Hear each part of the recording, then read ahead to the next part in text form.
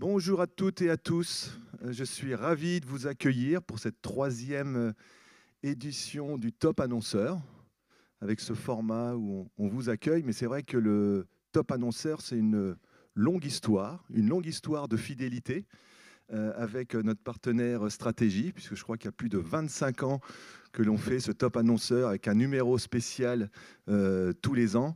Et c'est vrai que pour nous, c'est une vraie fierté. C'était un bon teasing. C'est un bon teasing. Donc c'est vrai que c'est une vraie satisfaction. Donc merci à vous d'être là. Merci aux lauréats, parce que nous allons remettre 17 prix ce matin. Un grand merci à Gilles Vibo, qui est le directeur de la rédaction de stratégie et de ce partenariat que l'on a depuis un grand nombre d'années. Un grand merci également à notre invitée d'honneur, Hélène Fraisse, qui va nous faire le plaisir d'échanger avec Gilles. Et donc, je reviens un petit peu sur la genèse en fait, de ce top 100. Donc, comme vous le savez, on a chez Kantar Media la volonté de suivre l'ensemble des investissements publicitaires, de créer cette base avec une qualité qui nous est propre. Et donc pour nous, c'est quand même une vraie satisfaction d'avoir ce retour de la part du marché. Et donc on fait évoluer en permanence nos différentes veilles, nos différents suivis des médias. Et c'est vrai qu'on sommes en train de travailler cette année sur deux nouveautés, qui est le suivi. On sortira quelques indicateurs sur le e-retail média en 2025. Et également, nous allons compléter notre offre sur la partie pet social en intégrant le levier LinkedIn. Et c'est vrai que on tient à avoir vraiment cette qualité. Et je trouve que le fait d'organiser cet événement, de montrer en fait toute la finesse, toute la granularité, tout le détail que l'on peut offrir au marché sur le suivi des investissements des annonceurs par produit, par marque et ainsi de suite, est une vraie qualité. Et le fait que l'on soit neutre sur le marché, c'est quelque chose d'important et ça permet d'avoir une approche juste que l'ensemble du marché peut utiliser. Donc je souhaite absolument qu'on conserve cette neutralité absolument et qu'on soit le tiers de confiance de l'ensemble de l'industrie publicitaire pour ces différentes mesures. Merci, bonne matinée et je vais passer maintenant la parole à Gilles qui va faire l'honneur d'interviewer Hélène. Merci beaucoup. On peut applaudir bien sûr Denis Gaucher. On va garder le micro là. Moi aussi, je suis ravi de vous retrouver pour cette troisième édition des Top Annonceurs et j'appelle tout de suite donc Hélène Fraisse à me rejoindre pour une interview. On peut l'applaudir. Hélène Fraisse, qui est directrice de la communication du groupe LVMH. Alors, bien sûr, c'est pas par hasard qu'on a invité Hélène aujourd'hui, c'est parce que ce matin, on va beaucoup parler de Jeux Olympiques. C'était une année, on en parlait encore tout à l'heure, où on a les yeux qui brillaient, on a vécu des moments vraiment forts. Et l'idée aussi, c'est de revenir au travers de cette matinée sur ces moments aussi en com. Qu'est-ce que ça a fait et comment on a vécu cette année-là.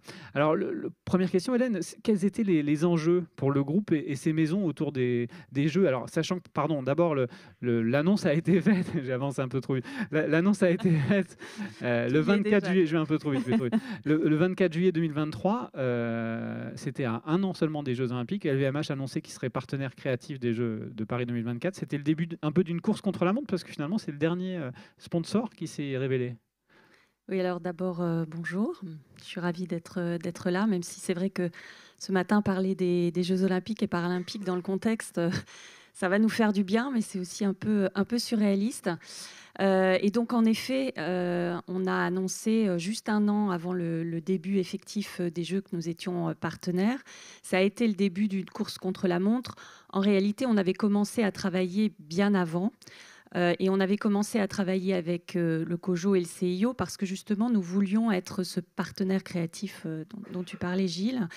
Et partenaire créatif, ça voulait dire concevoir avec les gens de Paris 2024 la bonne manière que pourraient avoir nos maisons d'apporter leur contribution effective à ces jeux, à leur rayonnement, à travers les savoir-faire, l'excellence que peut représenter le groupe LVMH. Et donc forcément, ça voulait dire, et c'est aussi pour ça que la négociation dont on a beaucoup parlé et dont on pensait qu'elle était surtout financière a pris du temps, c'est parce qu'il fallait vraiment trouver la bonne manière de travailler ensemble, de co-créer. Alors en effet, en revanche, une fois que l'annonce a été faite, on n'avait plus qu'un an pour émerger en tant que partenaire crédible et légitime, alors que, à la base, disons, la question de la présence d'LVMH, du point de vue financier, elle était assez attendue, mais pour le reste, on n'était pas forcément l'annonceur le plus clairement positionné sur les questions de sport, même si nos maisons sont partenaires avec notamment un certain nombre d'égéries et de sportifs depuis longtemps. Mais on avait vraiment une construction à faire et on a pris le sujet à bras-le-corps pour que sur les 12 mois qui nous restaient, on scande l'ensemble des différents temps forts de Paris 2024 avec nos propres annonces et l'annonce aussi des différents athlètes qui sont venus nous soutenir et qu'on a soutenus dans notre développement sur ces Jeux. Alors, quels étaient les enjeux cette fois-ci pour le groupe et ces maisons de ce partenariat? Alors, l'enjeu pour nous, mais ce qui est bien, c'est ça aussi la force d'un vrai partenariat, c'est que c'était aussi l'enjeu de Paris 2024, c'était de voir comment on pouvait, encore une fois, contribuer à l'excellence et au rayonnement de ces Jeux. Ce qui est intéressant d'ailleurs, c'est que quand on a fait des études, parce qu'on fait des études aussi, on s'est aperçu que dans toutes les données qu'on avait, la crédibilité, la légitimité d'LVMH était apparue de façon très forte. On a par exemple un chiffre qui dit que 81% des Français ont jugé que ce partenariat était une bonne ou une très bonne idée pour Paris 2024. Quand je dis ça, c'est pas simplement pour dire qu'on a fait un truc fantastique, c'est aussi pour montrer que quand on est partenaire, la communication est aussi un sujet extrêmement important parce qu'encore une fois, on partait d'une feuille qui était pas forcément la meilleure puisqu'on nous prêtait surtout une obligation à participer pour des raisons qui n'étaient pas forcément les bonnes. Et donc, je pense que ce supplément d'âme qu'on a pu apporter, comme d'autres partenaires, mais à la mesure de ce que nous sommes, a été reconnu et c'est quelque chose dont on est évidemment très content. Ce qui était intéressant aussi, c'est que c'était la première fois qu'un groupe était partenaire créatif des Jeux. Et est-ce que ça vous a donné une feuille blanche d'une certaine manière, comme c'était une première? Bien sûr, on sait que le CEO, derrière, a un cadre ultra strict. Alors, c'était pas une feuille blanche parce que justement, nos amis de Paris 2024 avaient une idée assez précise, notamment sur la cérémonie d'ouverture et sur les temps forts de célébration auxquels on a participé. Et donc, on a vraiment travaillé main dans la main avec les équipes de Tony Estanguet et en particulier avec Thierry Reboul et Thomas Joly pour co-construire ce que pouvait être cette contribution.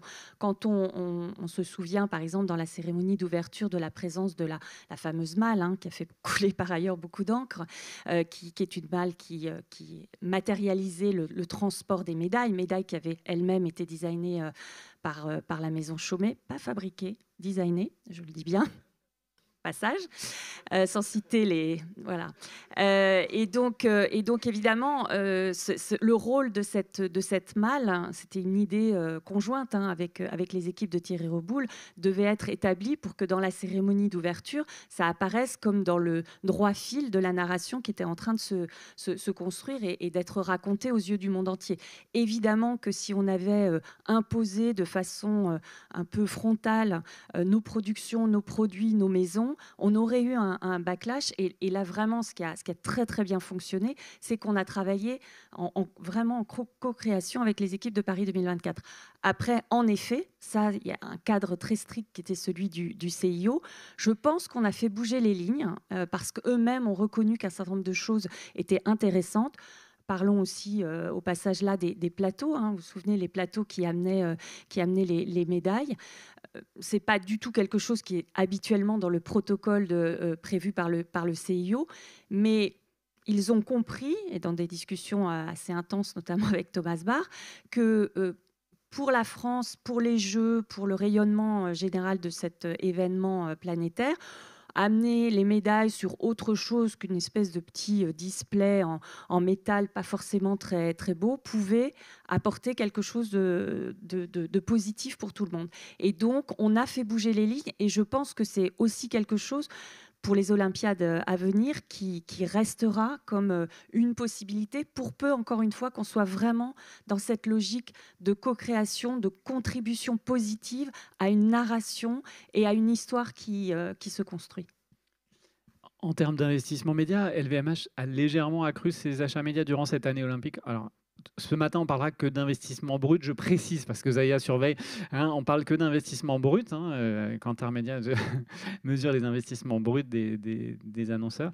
Est-ce que c'est le cas durant cette année olympique ou pas ?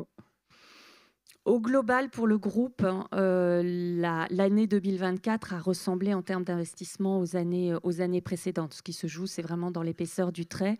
La différence, en revanche, c'est qu'il y a eu en effet un focus différent et une allocation différente qui a pu se faire, notamment grâce au pack que France Télévisions avait mis en place, mais aussi au pack affichage qu'on a pu acheter et qui a permis, dans des emplacements, des environnements, de lier LVMH et ses marques et ses maisons aux Jeux Olympiques. Au global, la vraie différence, elle est plutôt dans ce focus que dans l'investissement lui-même et dans l'environnement éditorial.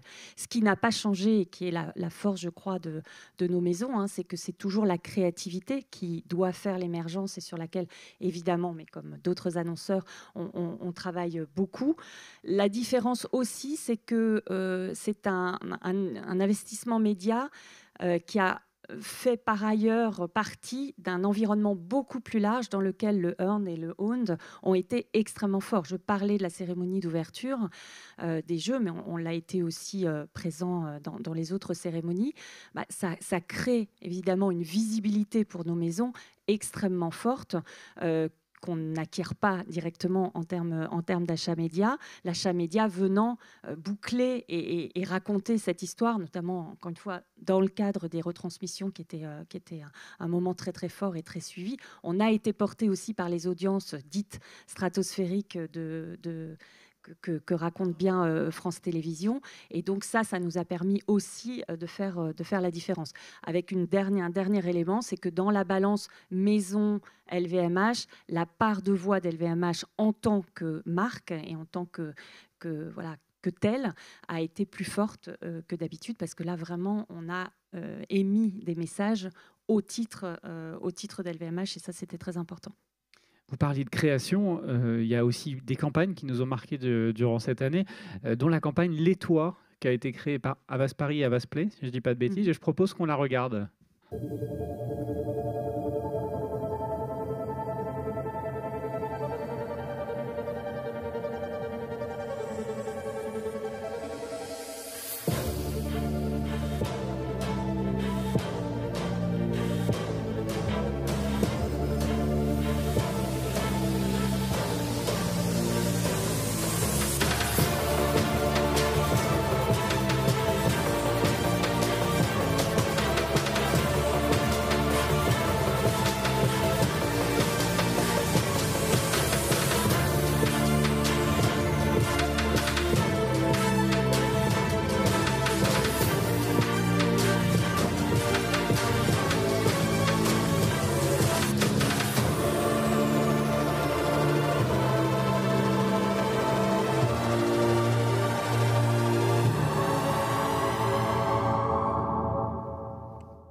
Finalement, cette campagne, un peu comme les autres, tirer le fil de ce comparatif entre les athlètes et les artisans, hein, les maisons, c'est ça le fil rouge qui vous a guidé tout au long ? Alors créativement, quand on a commencé à travailler, et tout ça sous l'impulsion d'Antoine Arnaud, qui était notre grand sponsor interne sur cette opération, on s'est dit que notre meilleure chance d'émerger, c'était pas d'essayer de singer les codes du sport et d'essayer de s'installer rapidement, mais avec probablement pas les bons outils, comme avaient pu le faire des EDF, des Françaises des Jeux, qui depuis des années communiquaient sur ces sujets-là. On s'est dit, on va plutôt prendre nos codes et y intégrer une dimension sportive. Et l'idée est venue assez vite, en effet, dans le travail avec les agences, de cette analogie qui est assez évidente entre le geste de nos artisans et les gestes, la performance aussi d'une certaine manière des athlètes. Mais on a construit en fait toute une narration à partir de là. La première étape, c'était de raconter la mission, et c'était le premier film qu'on a passé, qui racontait la mission qui était donnée à nos artisans de contribuer concrètement aux différentes productions qu'on a vues ensuite dans les cérémonies et l'ensemble des jeux. Et ensuite, on a eu une deuxième campagne qui mettait en parallèle le geste de l'artisan et le geste de l'athlète. Et ensuite est arrivée cette campagne-là qui mettait en majesté en tant que telle les athlètes et la ville de Paris, parce que quelque part, c'était quand même aussi un acteur majeur de ces Jeux. Et on a ensuite rebouclé, et vous le voyez là dans ce film-là, le travail des artisans, puisqu'on y voit les contributions et les réalisations faites. Donc la boucle était bouclée entre le premier film qui disait aux artisans, vous allez vous mettre au travail parce qu'on attend de vous des choses importantes pour ces Jeux, et ce dernier film qui les montrait en lien avec les athlètes. Donc c'est vrai que cette narration-là, elle a très bien fonctionné. Je pense qu'on a apporté une sorte de poésie aussi, de grain à la manière dont on racontait l'histoire, et ça a été très bien perçu. Et puisqu'on parle d'agence, je tiens à dire qu'une des particularités aussi de la démarche qu'on a eue, alors probablement du fait du peu de temps qu'on avait, c'est qu'on a vraiment créé une sorte de pool d'agences qui ont très très bien travaillé ensemble. Alors c'est aussi parce qu'on avait un concept de départ extrêmement fort avec ce artisan de toutes les victoires qui a été notre motto et qui a permis à chacune des agences de trouver sa place et sa manière de le faire vivre. Mais donc on avait à la fois des gens d'Avas, Havas Paris, Havas Play, mais aussi Publicis qui nous accompagne sur toute la partie médias et sur toute la partie presse. On a travaillé avec Lonsdal sur l'interne, avec Auditoire sur notre maison d'hospitalité qu'on a eue pendant les Jeux, qu'on a mise en place pendant les Jeux. Donc vraiment, c'est un élément aussi, je trouve, intéressant de l'histoire, c'est que quand on a peu de temps, mais qu'on a une idée forte, c'est assez facile finalement de mettre des agences ensemble, et elles apportent chacune leur savoir-faire de façon extrêmement intégrée et homogène. Vous en parliez tout à l'heure, vous avez fait forte impression avec la malle aux médailles de Louis Vuitton, le design des médailles créées par Chaumet. Est-ce que finalement cette vitrine mondiale des Jeux, elle a eu un impact en termes de retombées pour vos différentes marques ? Alors, la visibilité, on l'a mesurée. Je parlais tout à l'heure de la France avec France TV.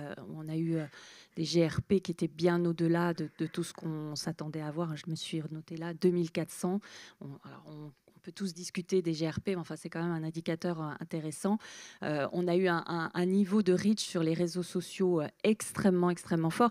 Et pourtant, dans l'histoire, il y avait Dior, Vuitton, Sephora, Berluti, enfin des maisons qui ont l'habitude d'avoir une visibilité extrêmement forte sur les réseaux sociaux. On a donné une dimension supplémentaire encore à leur visibilité, et ça, c'était quelque chose de très fort. Ce qui est encore plus intéressant, c'est que la tonalité de tout ça a été extrêmement positive. Nous, chez LVMH, et en particulier quand c'est LVMH qui part, on est très habitués à recevoir autant de critiques que de soutien. On est une marque extrêmement clivante.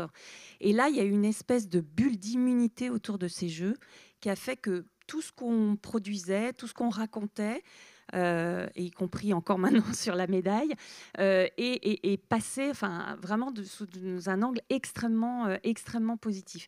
Et avec des taux d'engagement bien supérieurs à ceux qu'on connaît. Alors ça, c'est, je pense, l'effet que tous les autres annonceurs ont dû percevoir aussi, de l'effet des Jeux, de l'effet du sport. Mais nous, on l'a vraiment expérimenté de façon extrêmement positive. Et il y a un autre élément qui a joué de façon très forte pour nos maisons et pour le groupe, c'est la quantité et la qualité des retombées presse. On a eu plus de 150 000 articles dans lesquels il y avait une attribution directe, un de nos noms de maison était cité et décrit. Et ça, c'est quand même quelque chose qui est assez fantastique, et notamment grâce aux équipes de Jean-Charles Tréant qui ont beaucoup travaillé sur cette dimension-là. Donc, au global, c'est vrai qu'on a une visibilité très forte. Après, sur le business, ce n'était pas l'objectif. L'objectif, c'était vraiment de contribuer d'abord, parce qu'on a le sens du bien commun chez LVMH, et donc de contribuer à cette grande fête. Et pour le coup, nous, on y a cru.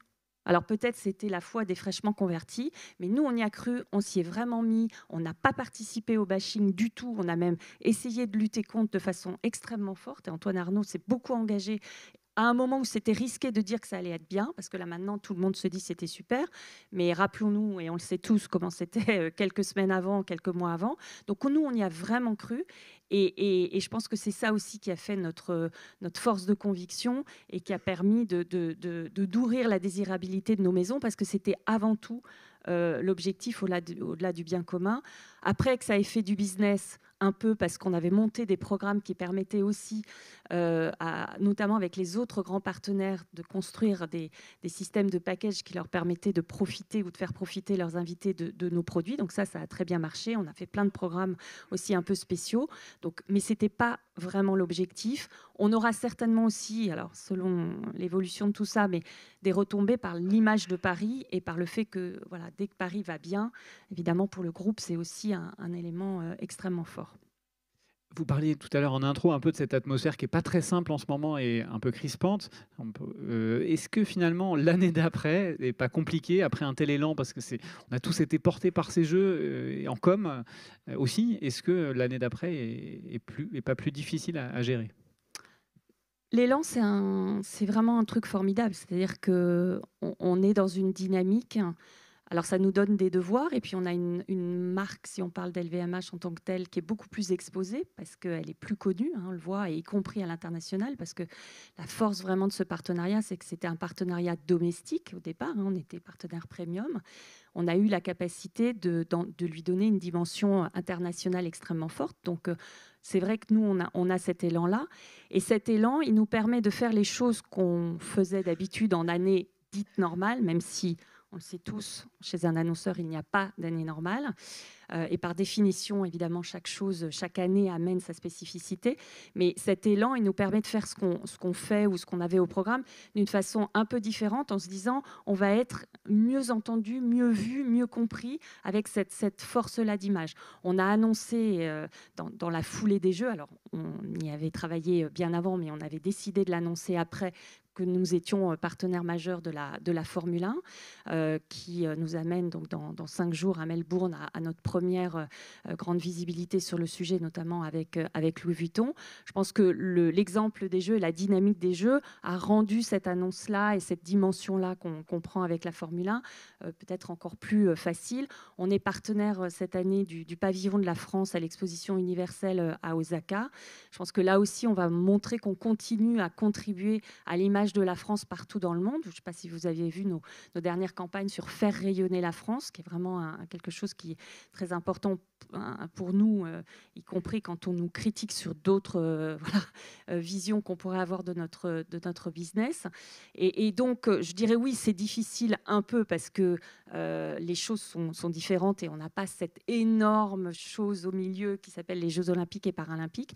Mais en réalité, je pense que ça nous aide plutôt à faire encore mieux, à aller encore plus loin sur notre stratégie de communication et sur la manière dont on veut construire la marque, et notamment pour LVMH, de façon extrêmement forte. Merci beaucoup Hélène. On peut vous applaudir bien fort. Merci d'avoir été avec nous ce matin. Et puis on va passer au palmarès de ces top annonceurs. Pour remettre les prix et interviewer les lauréats sur scène, je serai accompagné d'une équipe d'experts de Kantar Media. Voilà leur visage, les 4 fantastiques de Kantar Media. Donc Sophie Barazer, Frédéric Boissy, Zaya Ferraoui et Étienne Rich. Et tout de suite, on va démarrer avec Sophie qui va me rejoindre sur scène et qu'on peut applaudir.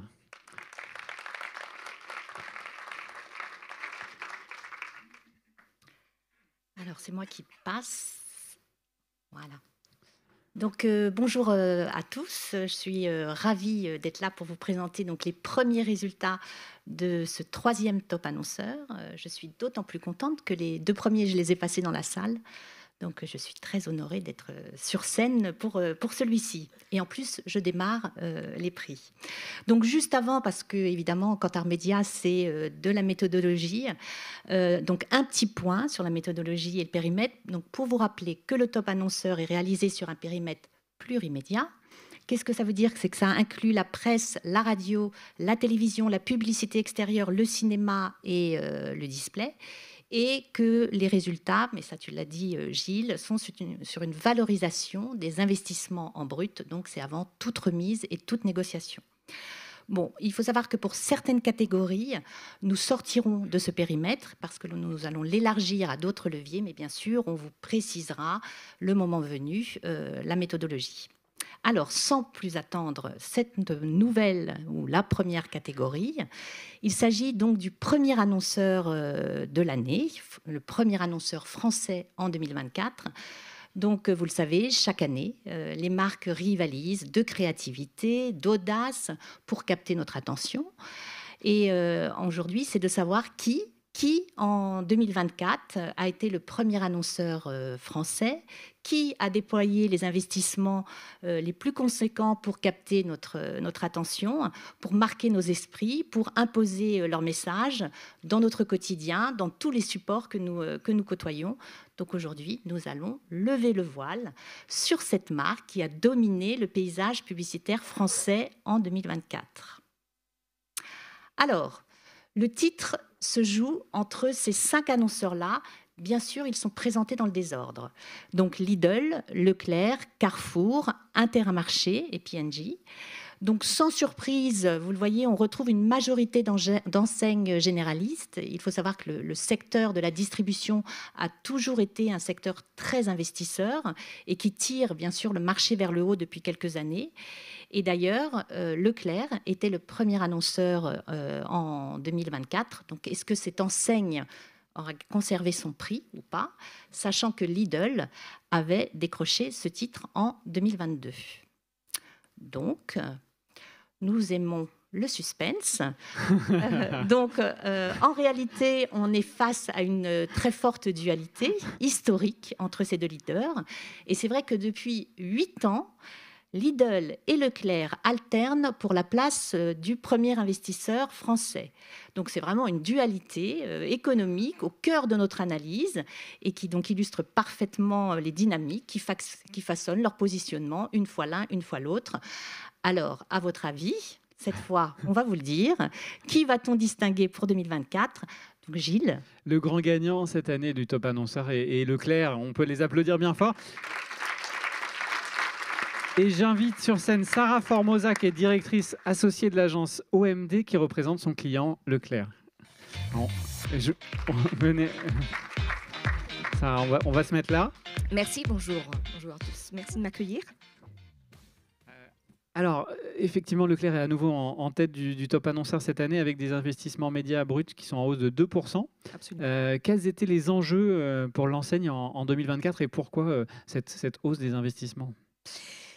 Avant tout, l'enjeu important, c'est de maintenir le leadership de l'enseigne en termes d'image et de part de marché. Et tout ça dans la continuité, j'ai envie de dire, de la stratégie 2023 qui était, on l'avait dit aussi l'année dernière ici même, dans un contexte d'arrêt de la distribution de prospectus en boîte à lettres avant tout. Et puis, il ne faut pas oublier non plus de maintenir toujours, c'est très important pour nous et pour Leclerc, d'avoir une longueur d'avance sur nos concurrents, non seulement sur la dimension image-prix, mais aussi en termes d'RSE, de marque employeur. Et en troisième, et non moins important enjeu de l'annonceur, c'est de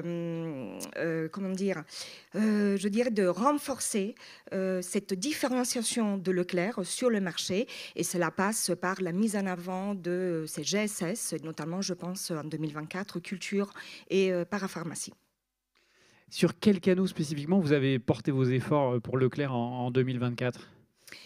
Tous nos efforts ont été concentrés en médias sur les médias qui favorisent le plus l'attention publicitaire et l'émergence.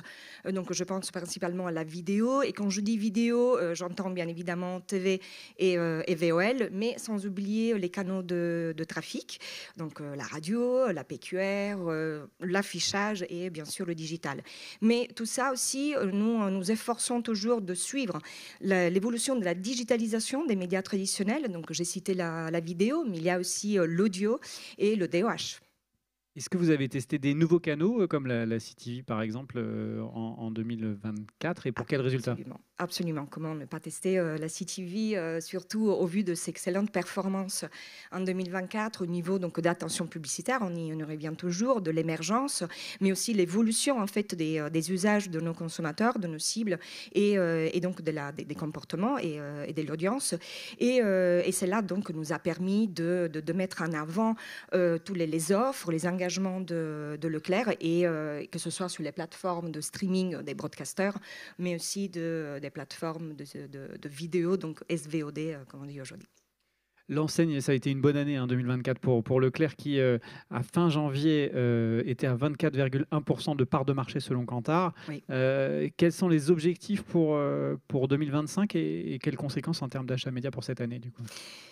C'est vrai que Leclerc est toujours poursuit son offensive des prix, qui se traduit par une hausse de sa part de marché, certes moins spectaculaire que celle qu'on a vue en 2023, mais toujours à parc constant, à parc stable. Alors que nous sommes dans dans un marché concurrentiel qui se durcit de plus en plus suite au rachat des magasins, donc un parc magasin qui augmente suite donc au rachat des concurrents, sans oublier un contexte concurrentiel qui se durcit aussi parce que nous voyons l'essor, donc l'importance des discounters non alimentaires et des plateformes chinoises. Donc, dans ce contexte, l'enjeu principal, c'est de continuer à maintenir la progression de la part de marché pour Leclerc en 2025. Et cela aussi, c'est important de défendre le leadership de l'enseigne en termes sur l'image et la préférence de marque auprès des Français. Donc, cela se traduit par, en 2025, une stratégie média qui est portée par une approche multicanale. Donc, on combine bien évidemment les médias traditionnels avec les médias digitaux et aussi de belles campagnes publicitaires comme Leclerc sait le faire auprès donc, du grand public et qui met en avant les engagements et les produits et les services de l'enseigne. On peut à nouveau applaudir Leclerc et Sarah Merci. Formosa, directrice associée d'OMD. On va prendre une petite photo. Je vous donne le trophée, je récupère le micro et on va prendre une petite photo avec Louis qui est là-bas, qui est là-bas.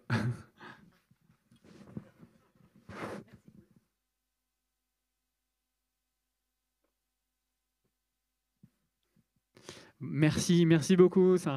On peut applaudir encore. Et je redonne la parole à Sophie pour la suite. On change de catégorie. Donc pas d'alternance cette année. Leclerc conserve son titre. Alors, on va passer donc à la seconde catégorie. Et donc, il s'agit des entrées dans le top 100 en 2024. Donc, on va distinguer deux annonceurs ici. Donc, je vais lentement, donc pour bien que vous compreniez. Donc, le premier annonceur que l'on va distinguer, c'est celui qui a atteint la meilleure place pour son entrée dans le top 100. Et le second, c'est celui qui entre dans le top 100 avec la plus forte ascension en nombre de places. Donc, ceux qui nous suivent chaque année savent que nous soulignons en effet les mouvements importants dans ce classement des 100 leaders de l'année. Et plus particulièrement, on s'intéresse beaucoup à ceux, en effet, qui entrent dans ce classement. Il faut savoir que dans les deux dernières années, donc en 2022 et 2023, 13 annonceurs étaient entrés dans ce classement des leaders. Cette année, donc en 2024, enfin l'année dernière, ils ont été 9 au total, donc il y a eu un turnover moins important. Autre information, c'est que ces 100 premiers annonceurs français représentent plus de 46% des investissements du marché global français. L'année dernière, enfin en 2023, ils étaient 39%. Donc on a eu une concentration beaucoup plus forte des investissements sur ce top 100, plus de 7 points. On va donc regarder maintenant quels sont ces 9 annonceurs qui sont entrés dans ce cercle très fermé des 100 premières marques. Alors, ils sont représentés ici par leur logo. toujours dans le désordre. Ces nouveaux leaders sont issus, comme vous le voyez, de secteurs très variés. Et en fait, je vous propose de vous donner quelques éléments de contexte pour chacun pour comprendre leur dynamique en 2024. Donc, les automobiles DS, eux, très forte hausse sur l'électrique, avec un accent qui est mis particulièrement sur leur modèle DS7, DS3 et DS4. Le fabricant a élargi son mix média en intégrant des leviers, comme la télévision, la radio et la pub extérieure, et le cinéma, en complément de la presse et du display qui était plus utilisé en 2023. Disneyland Paris, le second sur cette liste, c'est plus de 18% d'investissement plurimédia pour promouvoir son parc d'attractions, avec une communication qui est renforcée sur tous les médias sans exception, notamment sur la télévision et la publicité.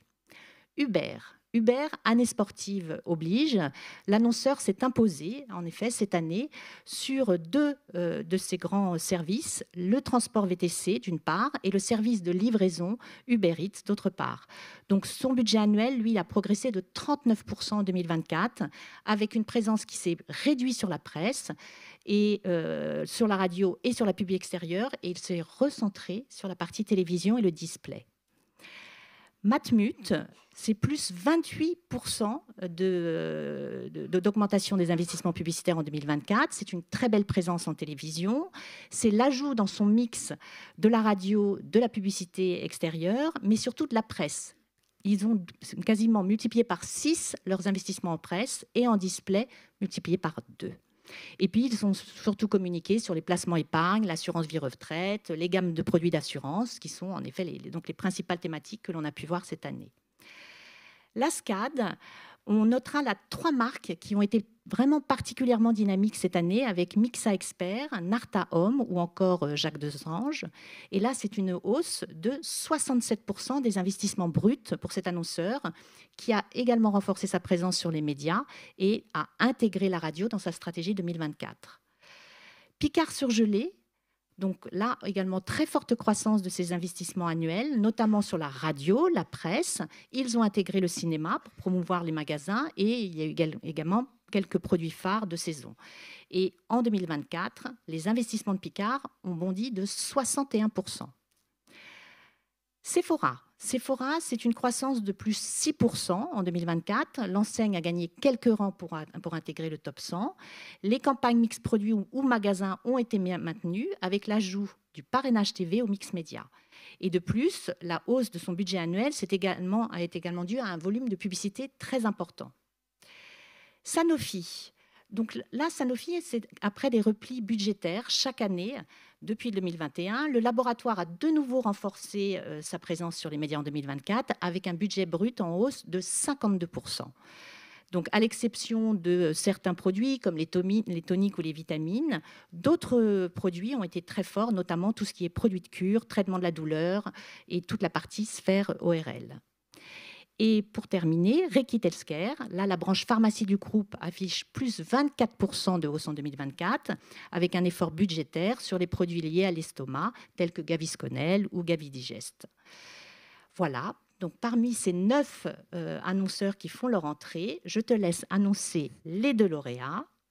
Oui, alors le lauréat est d'abord la SCAD, qu'on peut applaudir bien fort. Et j'invite sur scène Anissa Etam Samani, DG Marque de la SCAD, et Camille Marquet, qui est directrice de l'activation de la SCAD. Je vous donne des micros, je vous laisse venir ici. Bienvenue à toutes les deux. Alors, est-ce qu'on peut commencer peut-être par rappeler un peu ce que la SCAD recouvre comme marque ? Absolument. Il y en a beaucoup, mais on connaît les marques derrière, mais on ne connaît pas forcément la SCAD. Absolument. Donc d'abord, merci pour l'invitation. Camille et moi sommes ravis d'être là.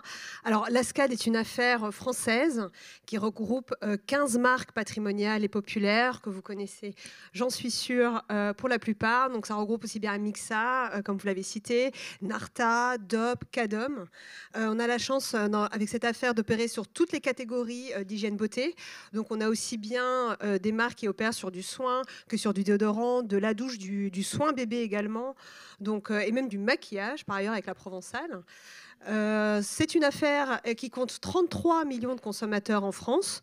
Donc bon, voilà, donc ça montre aussi sa puissance de frappe. Et puis donc ce sont des marques qui ont réussi à traverser le temps grâce évidemment à leur savoir-faire et à leur capacité à évoluer avec les attentes des consommateurs. Alors, à quoi correspond cette offensive en 2024 ? Là, on est à plus 66,7% des investissements. Ça vous a permis de passer de la 125e à la 64e place du top 100. Pourquoi ces investissements et pourquoi cette offensive ? Alors, nous croyons beaucoup en fait à la proposition de valeur de nos marques. C'est vrai que ça a été un choix de réactiver l'année dernière la plupart d'entre elles.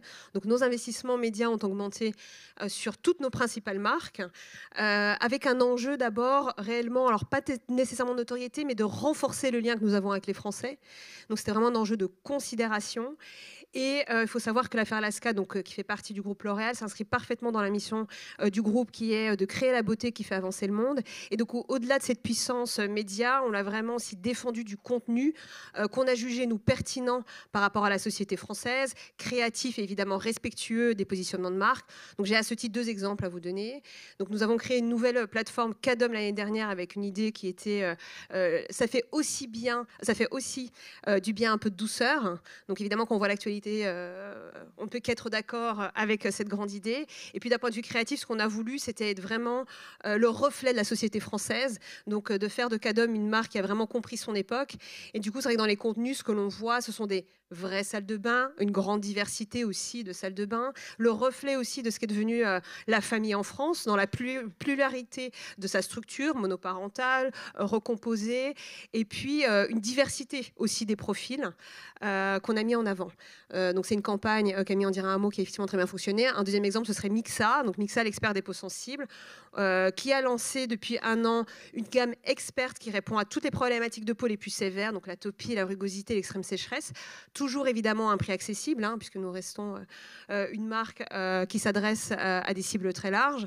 Et du coup, nous avons créé effectivement une campagne l'année dernière qui s'appelait Zone Sensible, où là, on est venu, c'était un tour, et on est venu cibler vraiment les régions en France où le pouvoir d'achat était vraiment une préoccupation la plus prégnante. On sait que le pouvoir d'achat est vraiment la préoccupation numéro 1 en France, mais elle est vraiment extrêmement importante dans certaines régions. Et du coup, Mixa a vraiment fait un tour pour aller visiter ces régions-là et proposer aux gens des diagnostics de peau évidemment gratuits, des conseils d'experts, faire des échantillonnages à un moment de l'année où la peau est mise à rude épreuve, parce que c'était fin d'année dernière, donc en plein hiver. Et toute cette campagne-là a été relayée d'un point de vue global, mais aussi local, avec de la presse régionale.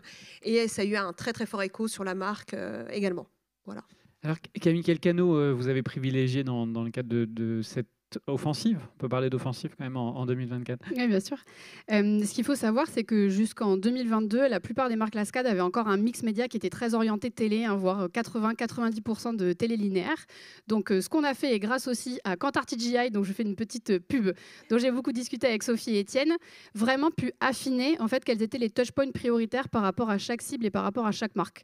Donc, grâce à cet outil, on a vraiment pu aussi transformer un peu les mix modèles de certaines marques. Et comme Anissa l'a dit, par exemple sur Mixa, on a pu garder la force de frappe du mass, donc la télé, la presse, mais aussi la coupler avec des grands investissements en search, puisque les personnes qui ont des problématiques de peau assez signifiantes ont le search dans une de leurs touchpoints prioritaires dans le parcours autour de la catégorie skincare. Mais on a aussi massifié nos investissements en display sur des plateformes de sampling. On a aussi massifié les investissements sur les réseaux sociaux par la puissance de l'advocacy sur cette catégorie, et aussi le contact in-store, qui est vraiment un des touchpoints clés de cette cible. Je peux citer aussi effectivement Jacques Desange, qui a effectivement notre marque capillaire premium de grande surface, qui a vraiment vocation à aller recruter les jeunes. Et donc du coup, on a investi plus massivement sur les réseaux sociaux, mais aussi en VOD, en VOL et SVOD, parce que notamment aussi on a un territoire très fort autour du cinéma, puisque la marque est partenaire du Festival de Cannes, notamment depuis plus de 70 ans. Donc on investit très fort aussi sur ces territoires-là pour avoir vraiment des cercles affinitaires. Est-ce que vous avez testé aussi des nouveaux formats ? Voilà. Ce qui est vrai, ce qui est intéressant, c'est que sur la partie créative, comme l'a dit Anissa, vraiment on croit très fort au pouvoir de nos marques, et avec les équipes aussi au pouvoir de la créativité et un peu du temps long pour installer des émotions ou des grandes idées publicitaires. Donc c'est des choses qui sont beaucoup dans l'univers du luxe ou même l'univers de la grande distribution, comme vous l'avez montré, mais c'est vrai que c'est pas forcément des choses qui se faisaient sur le marché de l'hygiène beauté, où depuis plusieurs années on a plutôt favorisé les formats très courts, très impactants et plutôt percutants. Et donc on a vraiment travaillé une complémentarité de formats longs. Donc on a eu l'exemple de Cadom qu'a cité Anissa, où on a travaillé un format de 45 secondes qu'on a événementialisé en télé, ce qui est effectivement peu commun. Et cette parenthèse de douceur, elle a été aussi offerte après les JT notamment, donc dans un achat très stratégique autour des carrefours d'audience, et couplé effectivement à la performance média des 2 fois 15 secondes qu'on a poussé dans des tunnels de publicité, où on montrait aussi des copies créatives différentes, avec d'abord des enfants dans un bain, et puis toujours après une autre version de la famille, donc une femme seule sous la douche ou des couples. On a aussi joué le format long sur une autre de nos marques professionnelles capillaires qui est Franck Provo, avec une copie aussi assez différente pour le marché de la grande surface et du capillaire, puisqu'on a mis en scène dans une copie plutôt amusante et avec un jeu d'acteurs avec Franck et Fabien Provo et une des actrices préférées des Français qui est Audrey Fleurot. Et ça aussi, ce format long, il avait vraiment vocation à s'insérer dans des écrans premium sur donc, les grands carrefours d'audience, que ce soit sur TF1 ou sur M6, mais aussi jouer en VOL. Donc on a vraiment travaillé ces formats longs-là parce qu'on y croit beaucoup. Sur Mixa aussi, d'ailleurs, on avait travaillé avec Brut et France Télé, ces 2 régies, où les formats longs qu'on avait poussés sur Brut ont été remontés en 30 secondes et poussés sur chaque antenne régionale de France Télé. Donc on a vraiment travaillé aussi ce mapping-là pour proposer des choses créatives un peu différentes. Quel bilan vous tirez de cette année d'offensive forte ? Eh ben, il se trouve que le bilan sur la plupart de nos marques ont été extrêmement positifs. Donc là, je vais faire encore une citation Kantar World Panel, mais selon... c'est spécial aujourd'hui. Mais c'est des outils qu'on utilise quotidiennement. Donc sur le contour, toute catégorie et tout secteur de l'hygiène beauté confondu, Mixa était la marque qui a recruté le plus de consommateurs d'hygiène beauté, avec près de 907 000 nouveaux acheteurs à la catégorie. Si on regarde vraiment aussi la typologie des personnes qui ont été recrutées, ce sont des gens qui n'achetaient pas en grande surface et qui n'achetaient pas de produits corps dans les 12 derniers mois. Donc c'est vraiment des gens qu'on a recrutés au marché, et c'est extrêmement important pour nous parce que aussi dans les indices qu'on a pu regarder, ils avaient plus de problèmes de peau que des acheteurs en pharmacie. Donc on a vraiment aussi pu proposer une offre qui allait avec notre mission de marque, à savoir démocratiser des ingrédients et des actifs dermatologiques à toutes les catégories, notamment les plus modestes. Et alors 2025, quelle sera la stratégie ? Bien, on continue sur notre lancée, le bilan est positif, donc notre ambition c'est de continuer de défendre la valeur patrimoniale de nos marques. On y croit beaucoup en alliant en fait la recette qui a été gagnante en 2024, la puissance média avec du coup la parfaite connaissance des consommateurs et des points de contact, donc grâce à tous les outils effectivement qui sont mis à notre disposition, et puis la force aussi créative qui est le respect évidemment des positionnements de marque, mais toujours avec des contenus qu'on juge pertinents et très justes par rapport à la vie des Français. L'ambition c'est de faire de nos marques des leaders culturels, donc au-delà de la notoriété, de vraiment s'insérer dans les conversations sociales et avoir un vrai impact aussi sur la société française. Voilà. Ah, bravo à vous, on peut vous applaudir, on va faire une photo, je vous remets le trophée et on fait la photo avec Louis et Sophie. Louis est là-bas, hop, je récupère le micro. On va faire une... Et voilà, on regarde Louis qui est là-bas.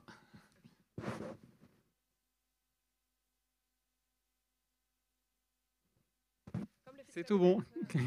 Merci, bravo à vous. Et je redonne la parole à Sophie. Eh bien, pour le second prix de cette entrée dans le top 100,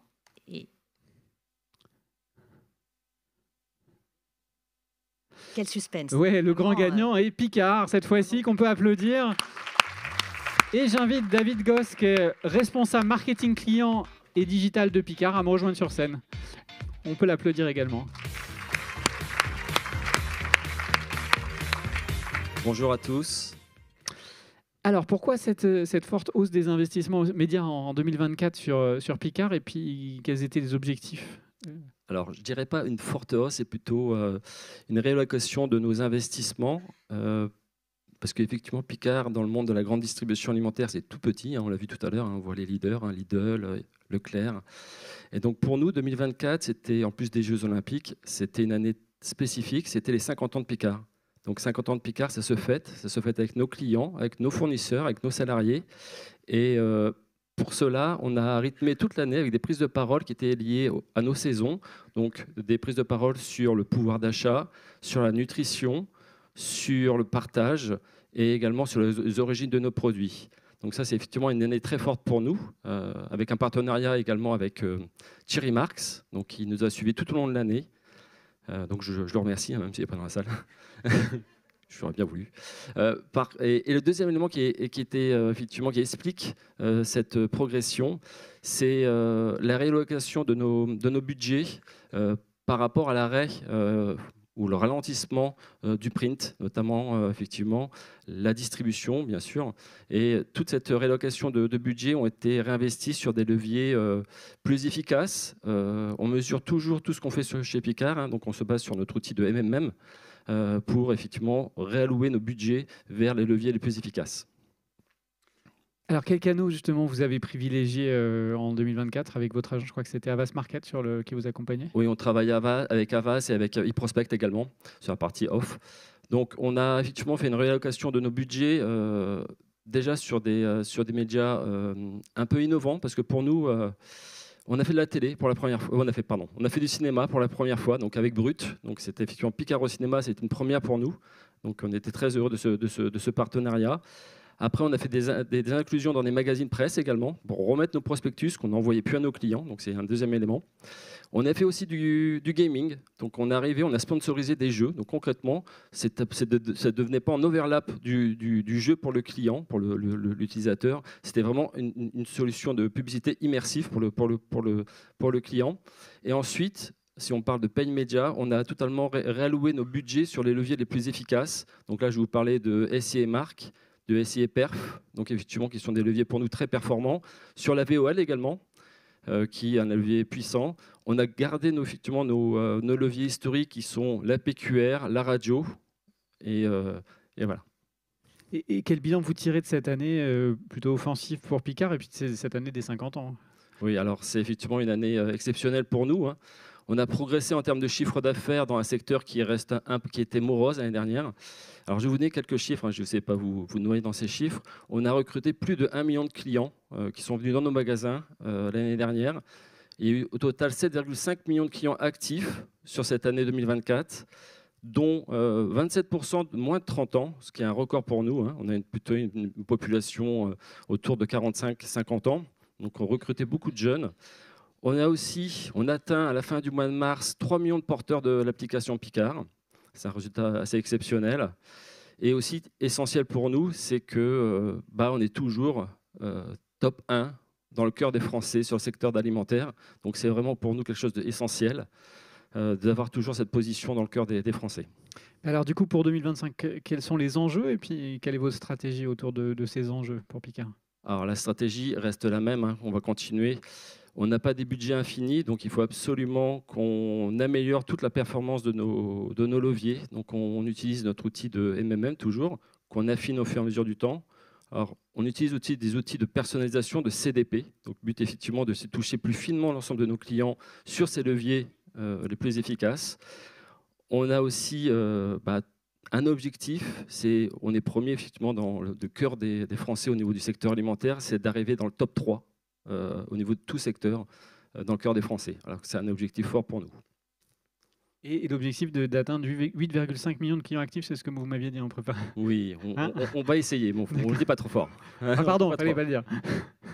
Non mais c'est bien d'être ambitieux. Voilà, donc c'est cette ambition-là pour cette année. Bravo à vous. En tout cas, on vous applaudit bien fort. On va faire la photo avec Louis. Merci beaucoup. Je vous remets le trophée. Je récupère le micro. Hop. On va faire la photo avec Louis et Sophie.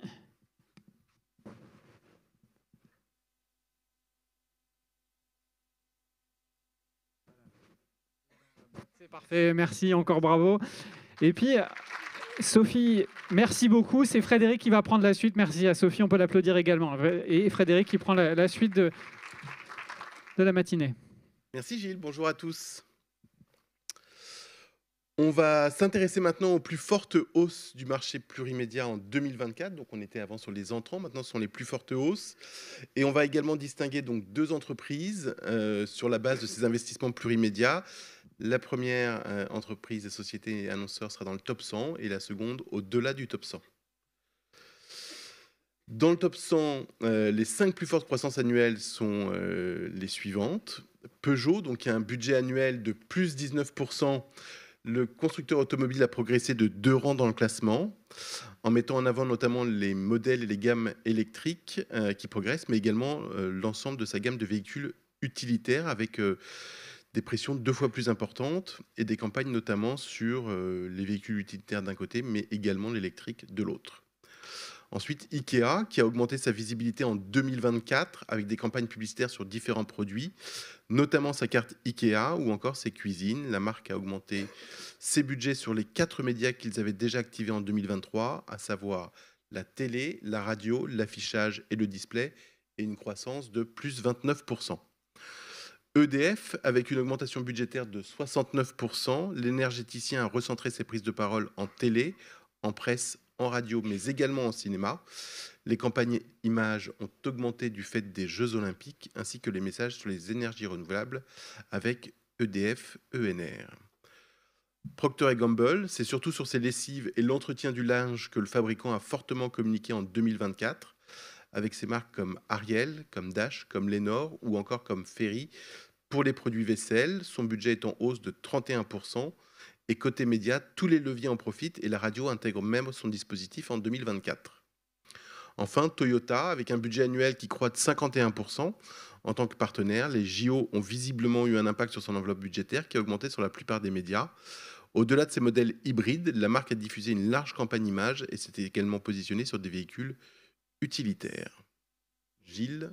Le grand gagnant dans cette catégorie est P&G, qu'on peut applaudir bien fort. Le sponsor des JO qui n'a pas pu être là ce matin, et on va lui transmettre, on lui apportera ce trophée. Absolument, avec plaisir. Et on peut enchaîner du coup sur le suivant. Alors maintenant, les plus fortes hausses du marché en 2024, donc on retrouve également les 5 premiers.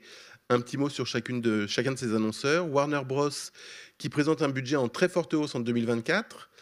De nombreuses sorties de films encore cette année, parmi lesquelles Twister, Beetlejuice ou encore Juré numéro 2, qui représentent pour la marque les budgets les plus élevés.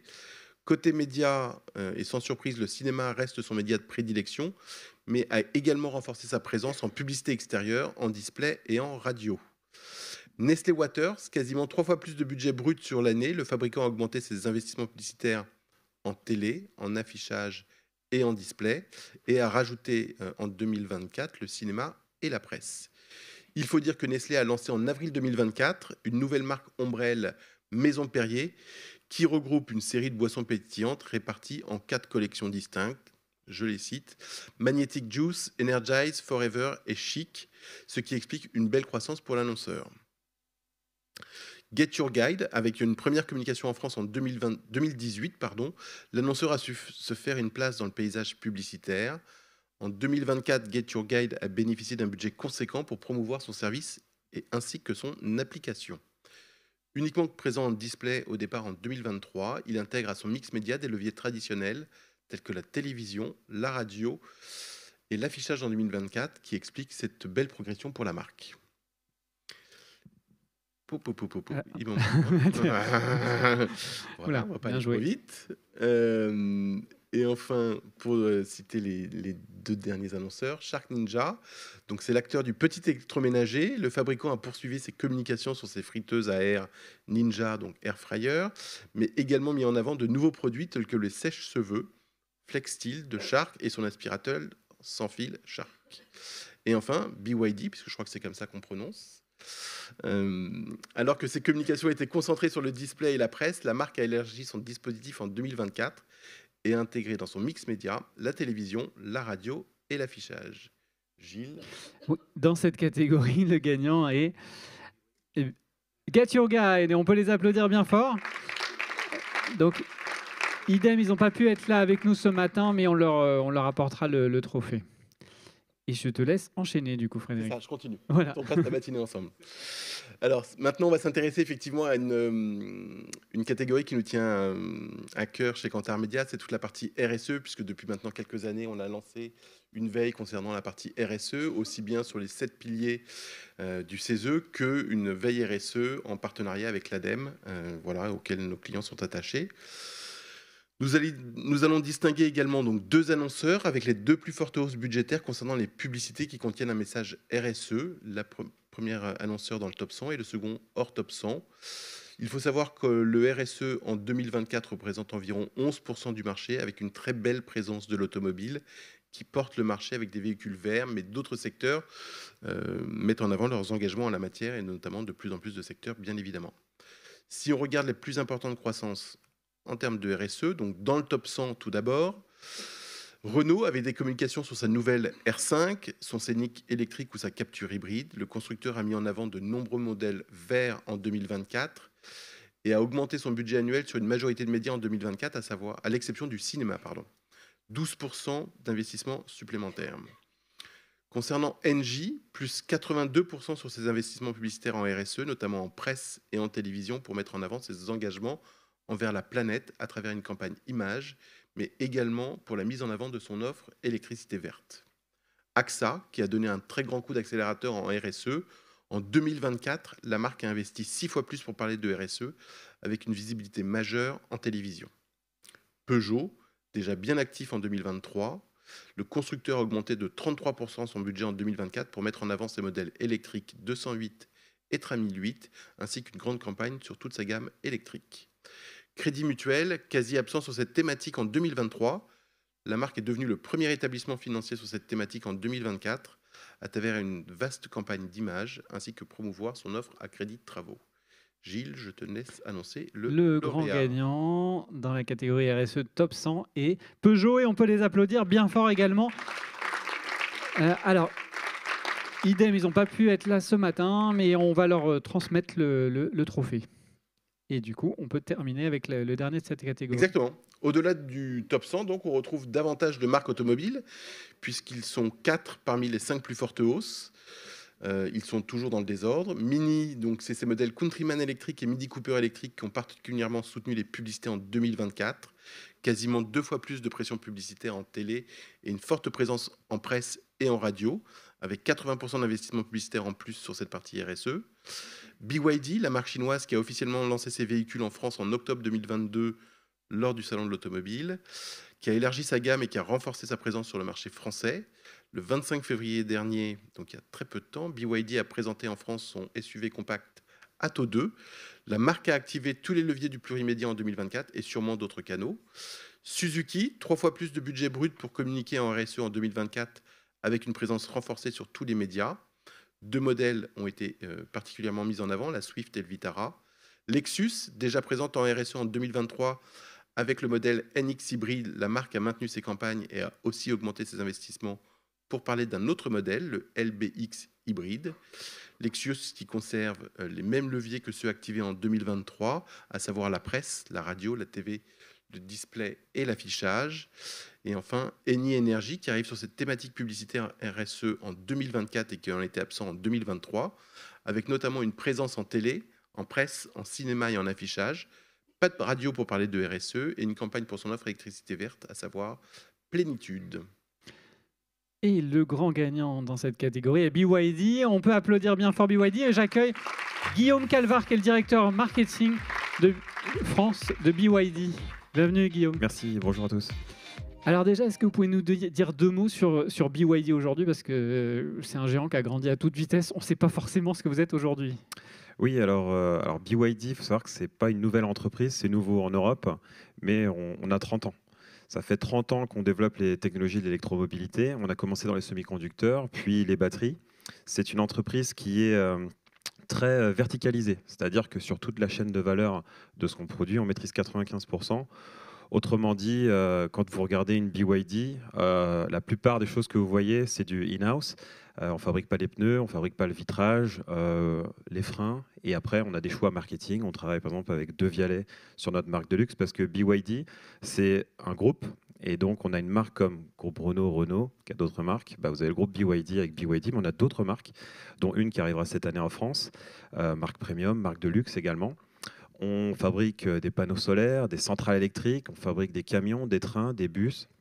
Et puis, évidemment, on fournit la plupart des marques automobiles que vous connaissez, certains confrères également, notamment sur les batteries, mais pas que, aussi en composants électroniques. Et donc, depuis 2003, on fabrique des voitures. On a été le premier constructeur au monde à faire l'hybride rechargeable en 2008. Et donc, ça fait 2 ans qu'on est en France. Et donc, on a une croissance assez remarquable. Quels étaient les enjeux en 2024 qui ont abouti à cette stratégie média et ce développement ? Alors, l'enjeu, il y en a plusieurs, effectivement. Et ça, c'est lié à la stratégie média, mais parenthèse d'abord sur l'enjeu au global, c'est que nous, on n'a pas les mêmes enjeux que des marques de voitures déjà établies.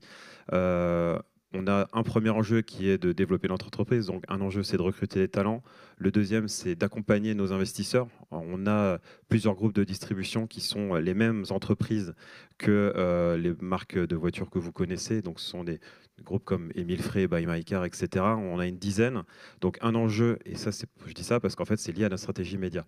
C'est développer notre entreprise, développer notre réseau de distribution et ensuite accroître la notoriété.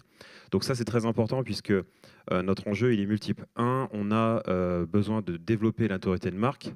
Le deuxième, c'est la considération, parce qu'en fait, on n'est pas une marque chinoise parmi d'autres. On a une vraie proposition de valeur à faire connaître. Et puis le troisième, c'est la performance commerciale de nos partenaires. Donc, on doit aussi les aider. En fait, chez BYD, on est architecte et maçon. Il faut qu'on pense tout, mais il faut le faire en même temps. Quel canal vous avez privilégié en 2024 d'un point de vue média ? Alors d'abord, on a une dimension événementielle assez forte. Vous avez vu l'Euro 2024, donc on était partenaire officiel de l'Euro. On a aussi une stratégie événementielle à différents étages. On est aussi en local, la Transat CIC à Lorient en Bretagne, on était partenaire officiel. Donc on a une dimension événementielle importante. Sur les médias, évidemment, classiques, en digital, en 360, soit display, en search, en social.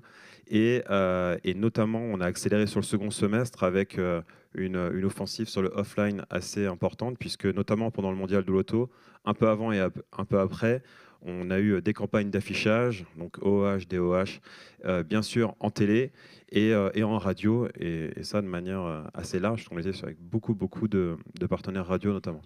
Vous étiez aussi partenaire des Energy Music Awards, par Absolument. exemple. Un peu partout, hein, bravo à vous. Et les enjeux 2025, du coup, c'est quoi ? Poursuivre cette croissance, l'accompagner du coup en média aussi ? En fait, on a plusieurs enjeux chez BYD. On doit lancer des voitures, parce que beaucoup de marques automobiles lancent des nouveautés. Nous, on en lance beaucoup. On a lancé 3 modèles l'année dernière. On va au moins lancer autant cette année, voire un peu plus le lancement d'une nouvelle marque. Donc ça, en soi, c'est un enjeu, puisqu'il faut faire connaître la marque en tant que telle, mais aussi faire connaître nos produits. On a aussi un enjeu, c'est la prononciation de notre marque. Donc c'est bien BYD, parce que c'est un acronyme anglais qui signifie Build Your Dreams. Et en France, on parle super bien anglais. Donc du coup, il faut faire connaître la marque et essayer d'expliquer de la meilleure manière ce côté aspirationnel et surtout ce sur quoi on s'est construit, à savoir notre légitimité technologique. Donc un enjeu de notoriété, de considération et bien sûr, pour soutenir la performance commerciale, un enjeu de conversion. Encore bravo à vous. On va prendre la photo avec lui. On vous applaudit. Je vous remets le trophée. On va faire la photo avec Frédéric et Louis.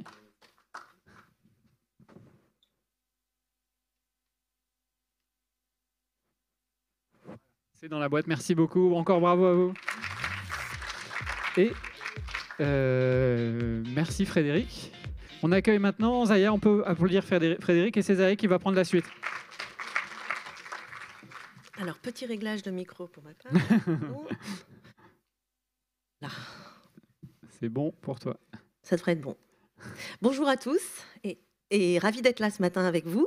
Alors, dans le quart d'heure qui va suivre, nous allons faire un focus sur le digital avec 3 catégories mises en avant ce matin. Les annonceurs 100% digitaux, les plus importants. Les annonceurs en paid social, donc ça a donné paid social. Les annonceurs en replay IPTV. Et pour ce focus, il faut savoir que nous avons analysé les annonceurs sans distinction entre ceux qui font partie du top 100 et ceux en dehors du top 100.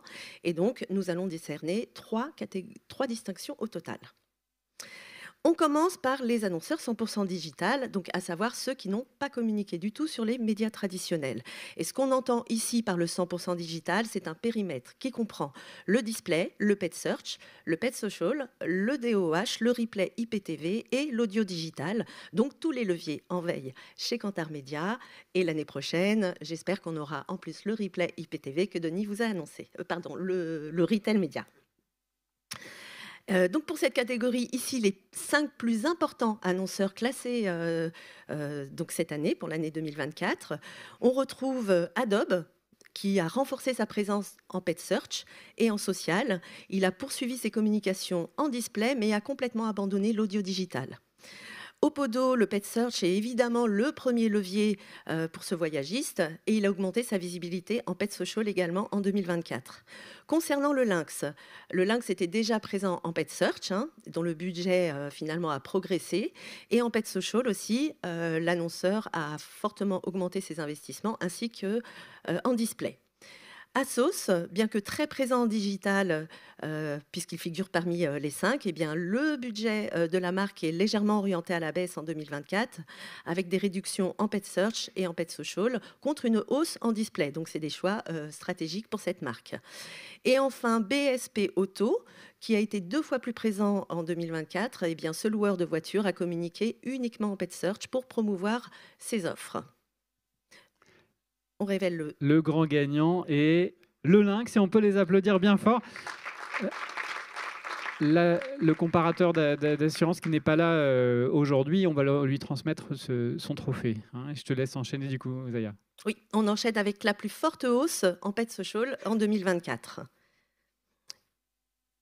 Donc ici, vous avez donc les 5 plus fortes hausses cette fois-ci sur ce levier-là. Alors, il faut savoir que tous ont été actifs sur les 4 plateformes en veille chez Kantar Media, à savoir Facebook, Instagram, TikTok et Snapchat. Alors, concernant Uber, on en a parlé tout à l'heure avec Sophie dans la catégorie des entrées dans le top 100. On voit ici finalement que sa communication va au-delà du plurimédia, avec également une forte présence sur ce levier Pet Social, tant pour sa marque Uber que pour Uber Eats. Pour P&G, alors on a des marques comme Oral-B, Head & Shoulders qui finalement ont été les plus actives pour ce fabricant, ainsi qu'une vaste communication autour de son programme de fidélité Envie de plus, pour que les consommateurs puissent bénéficier de remboursements après achat des produits de la marque. Pour Adobe, la hausse budgétaire, elle s'est faite sur quelques-uns de ses nombreux logiciels, tels que Creative Cloud, Photoshop ou encore Acrobat. Concernant Booking, la hausse de son activité sur les plateformes sociales s'est faite notamment via des formats un petit peu dans le vent, les réels qui ont notamment largement progressé pour l'annonceur, ainsi que la vidéo.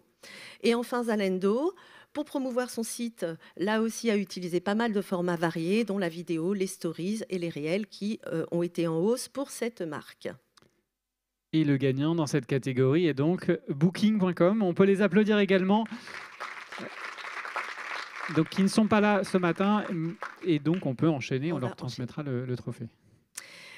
On va passer à cette catégorie Replay IPTV qui va finir ce focus digital. Alors pour rappel, le Replay IPTV, c'est la mesure des investissements publicitaires sur les chaînes de télévision en replay sur protocole Internet, donc IPTV, via les box des opérateurs téléphoniques. Et c'est une veille qui a été unifiée, sur déclaratif des régies, des principales régies du marché, et qui est réalisée en collaboration avec le SNPTV.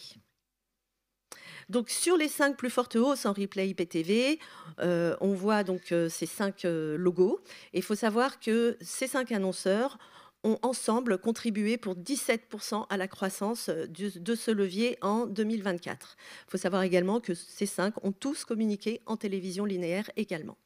Concernant Verisure, alors pour cet annonceur, c'est 5 fois plus d'investissement sur ce levier en 2024 pour évidemment promouvoir ses alarmes de télésurveillance et pour son site internet. Henkel, là aussi, on a 5 fois plus d'investissement pour ce fabricant, avec une belle campagne image et des publicités pour sa marque de coloration Schwarzkopf et évidemment sa gamme de lessive. Concernant Leclerc qui était déjà très présent sur ce levier en 2023, puisqu'il était 2e derrière Airbnb, eh bien, l'enseigne a renforcé son budget cette année avec plus 80% pour diffuser une campagne image, mettre en avant le manège à bijoux et également la marque employeur. Carglass, évidemment, les publicités de cet annonceur ne vous auront pas échappé en télévision. Eh bien, la marque est également plus présente en 2024 sur le replay IPTV avec 3 fois plus d'investissement en un an. Et enfin, pour finir sur les 5, Carrefour, l'enseigne avait une présence plutôt modeste en 2023, mais pas en 2024, puisque les investissements ont bondi, quasiment 22 fois plus pour cet annonceur, essentiellement avec une campagne image. Donc le grand gagnant. Le grand gagnant dans cette catégorie est Leclerc, qu'on peut applaudir bien fort. Et j'appelle à nouveau sur scène Sarah Formosa, qui est directrice associée de l'agence OMD pour son client Leclerc. Merci à nouveau. Bienvenue à nouveau, Sarah. Alors, en 2024, on l'a vu, Leclerc a beaucoup misé sur le replay TV. Qu'est-ce que ce canal apporte à l'enseigne en fait? La BVOD nous apporte la possibilité d'élargir des points de contact, du coup de maximiser la visibilité et l'émergence des offres, donc des différents produits. Zaya les a cités, les différentes entités de l'enseigne. Et puis, bien évidemment, ça nous permet aussi de maîtriser la diffusion dans un contexte éditorial de qualité et aussi de préserver la qualité de l'attention publicitaire. On est toujours là, tout en rationalisant nos investissements TV et BVOD. Quel bilan vous en tirez de cette année forte en BVOD? Nous y avons gagné en complémentarité de couverture, en émergence, j'ai envie de dire aussi augmentation des audiences et puis bien sûr des solutions de ciblage qui sont un peu plus pointues, qui nous permettent d'aller un peu plus loin. Donc un bilan assez positif. Est-ce que vous allez en 2025 continuer à développer ce canal-là en complémentaire des autres? Alors, chez OND, avec les équipes Leclerc, nous veillons tous les jours à suivre, à guetter en fait les différentes évolutions des comportements de nos cibles, des audiences. Et en fait, tout ça tout en préservant le pouvoir d'achat de l'enseigne et la productivité. Donc, c'est deux enjeux clés qui vont ensemble. Donc, j'ai envie de dire, si ce canal-là nous permettra, répond à ces deux enjeux, alors oui, bien sûr. D'accord. On peut applaudir à nouveau Leclerc et Sarah Formosa. On va refaire une petite photo avec Louis.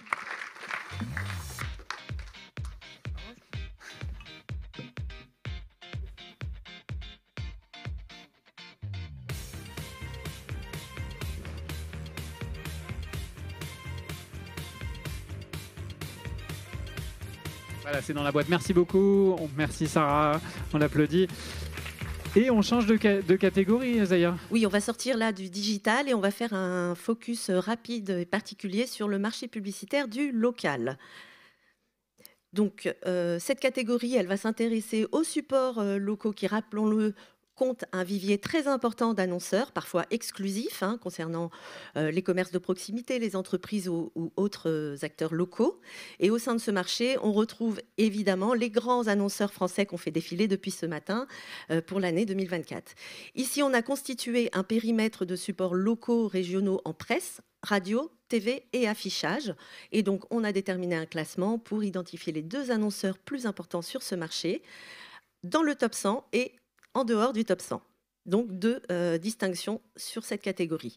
Alors, parmi les 5, on retrouve 3 enseignes, un constructeur automobile et une marque de grande conso. Alors, Leclerc, encore, répartit donc son budget entre la presse, la publicité extérieure, la télévision et la radio, donc finalement présent sur tous les leviers en local. Renault, avec une campagne en télévision, presse et affichage, finalement, sont les leviers privilégiés en local pour cet annonceur, avec quelques spots également en complément sur les ondes de radio locales. Concernant Intermarché, eh bien, la majeure partie de son budget local a été investie en presse, près de 80%, puis en télévision et en affichage en complément. Et plus modestement.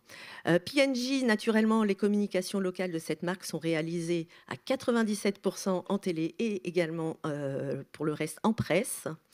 Et enfin, Lidl, eh bien, la presse locale fait une partie intégrante de sa stratégie puisque ce levier représente 97% de son budget local, suivi de la télévision et plus faiblement la radio et l'affichage. Et le grand gagnant dans cette catégorie est Lidl, qu'on applaudit bien fort. Et on va regarder une petite vidéo de Nathalie Ducastel, qui est responsable média offline de Lidl et qui ne pouvait pas être là, qui nous a fait une petite vidéo. Bonjour à tous, bonjour Gilles. Alors les grands enjeux en 2024 pour Lidl, qui aboutit effectivement à cette stratégie média, sont évidemment la perception du prix, la proximité avec nos clients et l'iconicité Lidl. D'ailleurs, est-ce que vous avez entendu parler récemment de nos escarpins Lidl qui ont cartonné à la Fashion Week? Elle vient compléter cette fameuse collection qu'on a avec les baskets Lidl, le bob Lidl, la banane Lidl. Et donc pour revenir sur la stratégie marketing de Lidl, on est effectivement porté sur le prix. C'est dans notre ADN, nous sommes des commerçants. Depuis 2023, donc, nombreux de nos confrères ont également pris la parole sur le prix et le paysage de la grande distribution a énormément évolué. Les modes de consommation aussi de nos clients sont de plus que jamais drivés par le prix. L'usage du prospectus aujourd'hui est également amené à évoluer. Il faut donc trouver des alternatives pour rester proche de nos clients. D'ailleurs, est-ce que vous savez qu'il y a plus de Lidl que de McDo en France? Donc effectivement, c'est pour vous dire à quel point l'enjeu qu'on a sur le local. Notre stratégie est donc construite pour dynamiser nos 1600 supermarchés, 1606 pour être exact, et ce n'est pas fini. Nous restons dynamiques dans notre stratégie d'ouverture de supermarchés. Avec l'accompagnement de notre agence média Starcom, nous avons pu développer des outils très précis. Notre mix média est donc construit autour de la presse, qui nous permet d'avoir un fil rouge pour soutenir les thématiques de la fraîcheur, la radio, qui nous permet d'accompagner nos clients jusqu'à leur passage en supermarché, et le digital, média incontournable, nous permet un ciblage précis. Et en dernier, l'affichage nous permet d'avoir une grande répétition. Donc vous voyez, ce mix est réfléchi de manière à toucher tous les touchpoints possibles, effectivement, dans notre développement. Les moyens de fidélisation sont au cœur de toutes nos discussions. Donc grâce à notre carte de fidélité dématérialisée, Lidl Plus est au cœur de notre stratégie. Au-delà des coupons de réduction, vous y trouverez également tous nos prospectus, nos offres flash et nos offres partenaires négociées spécifiquement pour nos clients. Alors nous sommes ravis d'avoir remporté ce prix avec notre agence média Starcom. C'est une récompense à la hauteur justement des enjeux du local. Et merci pour ce temps de parole, merci pour ce prix. Bonne journée à vous. Alors on applaudit Nathalie Ducastel et on la remercie pour sa petite vidéo. Et Zaya, je te laisse enchaîner. Alors, en dehors du top 100, les 5 annonceurs les plus actifs en valeur brute sont eCity. Donc, tout comme P&G dans le top 100, la marque a misé entièrement son budget local sur les chaînes de télévision, 100% des investissements pour soutenir quelques-unes de ces marques. Groupe Schmitt, que ce soit pour sa marque Cuisinella ou pour Schmitt, le groupe a fait partie intégrante du paysage local avec une présence principalement en publicité extérieure et plus faiblement en presse et en radio. Concernant Genibet, lorsque ce spécialiste de l'hippisme et des paris en ligne communique en local, eh bien la presse est son seul levier d'expression. Concernant Ixina, au tracteur de l'ameublement, très présent en local, eh bien Ixina communique majoritairement en affichage, mais complète son dispositif en télévision, en radio et en presse locale. Et enfin, Glinch Automobile, essentiellement positionné en presse dans ses communications locales, eh bien la marque a également été présente en radio, mais plus faiblement. Alors à qui est-ce qu'on va... Et le gagnant dans cette catégorie est Schmitt Group, et on peut les applaudir bien fort. Et on accueille Alexandre Notin, qui est directeur expérience client et digital chez Schmitt Group. Bienvenue Alexandre. Merci. Merci. Bonjour à tous. Alors, est-ce que vous pouvez nous dire 2 mots sur Schmitt Group et comment les 2 marques Schmitt et Cuisinella se distinguent, puisqu'il y a 2 grandes marques fortes dans le groupe? Oui, tout à fait. Alors, le groupe Schmitt, déjà, c'est un groupe alsacien, familial depuis 90 ans. C'est une entreprise Bicorp et nous avons au total 4 marques. Donc, 2 que vous connaissez sous le nom de Schmitt et Cuisinella, qui sont donc pour Schmitt une marque plutôt statutaire premium et Cuisinella une marque plus jeune qui est plus récente aussi dans le groupe, qui a 35 ans et qui est plutôt positionnée sur la quotidienneté et l'audace. Et on a 2 autres marques qui sont beaucoup plus récentes, qui ont moins de 2 ans. ID Pro pour les professionnels et une marque qu'on vient de lancer en novembre dernier qui s'appelle Spoon & Room. Voilà. Que vous pourrez visiter dans un showroom à Paris, boulevard du Temple. Voilà. D'accord. Alors, quels étaient les grands enjeux en 2024 qui ont abouti à cette stratégie média de l'hyper local? En tout cas, alors, il faut savoir qu'on est un groupe qui dispose de 900 magasins en concession. Donc, c'est un format commercial un peu particulier puisque nous investissons déjà en national pour l'ensemble de nos marques, mais on a aussi notre réseau qui investit en local et donc nous travaillons avec eux sur les plans médias locaux tous les ans pour s'assurer et du bon mix, mais aussi du déploiement des stratégies et en offline et online. Et donc l'année dernière, en fait, on a eu pas mal d'actualités puisqu'on est très, je dirais, corrélé à la dynamique du marché immobilier. Qui, comme vous le savez, va super bien. Donc on a eu aussi beaucoup de soutien apporté à notre réseau sur la dynamique de trafic. Et le groupe Schmitt au global, avec ces deux marques, s'en est plutôt très bien tiré. Et donc, en termes de levier d'action, on a travaillé beaucoup sur la centralisation de l'achat de la radio et assuré aussi pas mal de plans de renfort au niveau local. Voilà. Ça, c'est pour les canaux. Est-ce que vous pouvez développer encore un peu? Il y a eu aussi de la radio, de l'affichage. Alors oui, le mix côté local est très orienté sur radio et affichage. Ce sont vraiment des médias très traditionnels qu'on utilise beaucoup parce que très Drive to Store pour notre réseau. Et on actionne aussi en parallèle en national pour eux tout ce qui est digital type paid. Et on les incite aussi à travailler la visibilité locale sur du social. Voilà. Quel bilan vous tirez de cette année? Vous avez mis le paquet sur le local. Alors ça a été une année, comme je disais, compliquée économiquement pour le marché et pour le secteur de l'ameublement. Néanmoins, on s'en sort mieux que le marché, puisque globalement, en fait, nos campagnes et nos renforts ont bien fonctionné. On a un parc magasin qui est resté stable et en dynamique forte. On a deux marques qui restent leaders de leur marché. Donc, une bonne dynamique qui prévoit de belles choses aussi pour 2020. Oui, c'était la question suivante. Alors, c'est quoi les défis en 2025 pour le groupe? Alors, pour 2025, on va travailler aussi le levier de l'affichage et beaucoup d'optimisation sur l'affichage parce que c'est un levier majeur pour notre réseau. On va aussi travailler une dynamique un peu particulière d'accompagnement du réseau sur d'autres leviers du marketing local, mais aussi sur la manière de travailler et les contenus et le média, avec une gouvernance transverse, des sourcings d'agences pour notre réseau et les accompagner aussi sur beaucoup plus de performance sur tous les médias. Vous m'aviez parlé dans la préparation de Locala, pour faire de la guérilla marketing en local. Géolocalisé, ça remplace un peu le prospectus. Qu'est-ce que c'est? Alors, on n'est pas vraiment des enseignes qui travaillent le prospectus, contrairement à d'autres acteurs qui sont plutôt côté grande distribution. Nous, donc, on travaille aussi sur des leviers type Locala. Donc, c'est du guérilla marketing avec du display qui fonctionne très bien. Et donc, là-dessus, on a eu des incréments assez puissants de visites magasins. De l'ordre de plus de 74 000 visites pour chacune des marques. Donc, c'est un levier qu'on va continuer à activer et à démultiplier aussi pour notre réseau. Bah, bravo à vous, on vous applaudit, on va faire la petite photo avec Louis. Et je remercie aussi tous mes concessionnaires, puisque c'est aussi grâce à eux et grâce à leur travail qu'on a ce prix. Voilà, merci.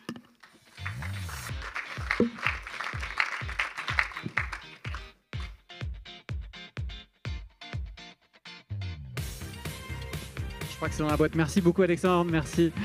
Et puis merci Zaya, merci bien Zaya. Et c'est Étienne qui va prendre la suite. On peut applaudir Zaya. Bonjour à tous. Merci Gilles. Et donc pour finir cette matinée, il était vraiment absolument impossible de passer à côté de cette parenthèse enchantée qui était les JO l'année dernière. Donc c'était une catégorie évidente qu'on a souhaité mettre en avant cette année. Et on s'est intéressé aux différents partenaires qui ont tous bénéficié d'une visibilité exceptionnelle grâce à leur partnership, mais qui ont pour autant n'ont pas forcément réduit leur communication média sur l'intégralité de l'année 2024. Donc on a voulu savoir qui ont été les plus importants annonceurs pour chacun des 4 profils de partenaires et qui ont communiqué, pas uniquement pendant les JO, mais donc pendant toute l'année. Donc on a réalisé 4 tops, donc les partenaires mondiaux, les partenaires premium, les officiels et les supporters officiels. Et vous aurez le droit à un petit bonus après. Donc commençons par celui des partenaires mondiaux officiels. Donc pour ces 14 groupes que vous avez là, on remarque une progression globale donc de 23% des investissements publicitaires annuels. Parmi eux, donc Toyota et P&G ont été les plus dynamiques durant l'année pour soutenir leur business avec des publicités habillées des logos des JO. À noter aussi les performances donc, de Bridgestone, dont le budget a été 7 fois supérieur par rapport à l'année précédente. Donc à toi, Gilles. À qui le grand gagnant dans cette catégorie est P&G. On peut les applaudir bien fort. Et ils ne sont pas là pour recevoir ce prix, mais on leur transmettra. Voilà. Et on enchaîne avec l'autre catégorie qui est les partenaires. Exactement. Donc, premium. concernant les partenaires premium, donc ils sont au nombre de 7. Ils ont donc aussi été très très dynamiques comme EDF avec une progression de 69% ou Sanofi avec une progression de 48%. Mais au final, nous distinguons le groupe qui a le plus investi durant l'année. Donc Gilles, qui est l'heureux élu? Oui, qui est LVMH et qu'on peut applaudir bien fort. Et j'invite sur scène Christine Drulion, qui est Corporate Brand Strategy et Activation Director de LVMH. Bonjour à tous. Bienvenue Christine. Alors, il y a eu une forte émergence du groupe en cette année olympique. C'était la première campagne télé pour le groupe LVMH. Hein, c'était bien ça? Oui, tout à fait. Déjà, merci pour ce prix qui reconnaît le travail formidable que font les équipes médias chez LVMH et les équipes de Mathilde Deloum notamment, et le super accompagnement qu'on a aussi des équipes de Publicis Media Luxe. Pour nous, c'est la reconnaissance aussi des investissements, de l'optimisation et de l'efficacité des investissements médias. Donc merci à eux. C'est vrai que pour nous, le média, c'était important parce que quand on est dans un contexte olympique où il y a énormément de partenaires, il faut évidemment, Hélène en a parlé tout à l'heure, pouvoir se démarquer et se différencier. LVMH, alors les maisons d'LVMH sont des gros annonceurs habituels. LVMH un peu moins, on fait de la publicité, mais pas tout à fait au niveau de nos maisons habituellement. Et là, c'est vrai que sur les jeux, on a pu vraiment construire les choses.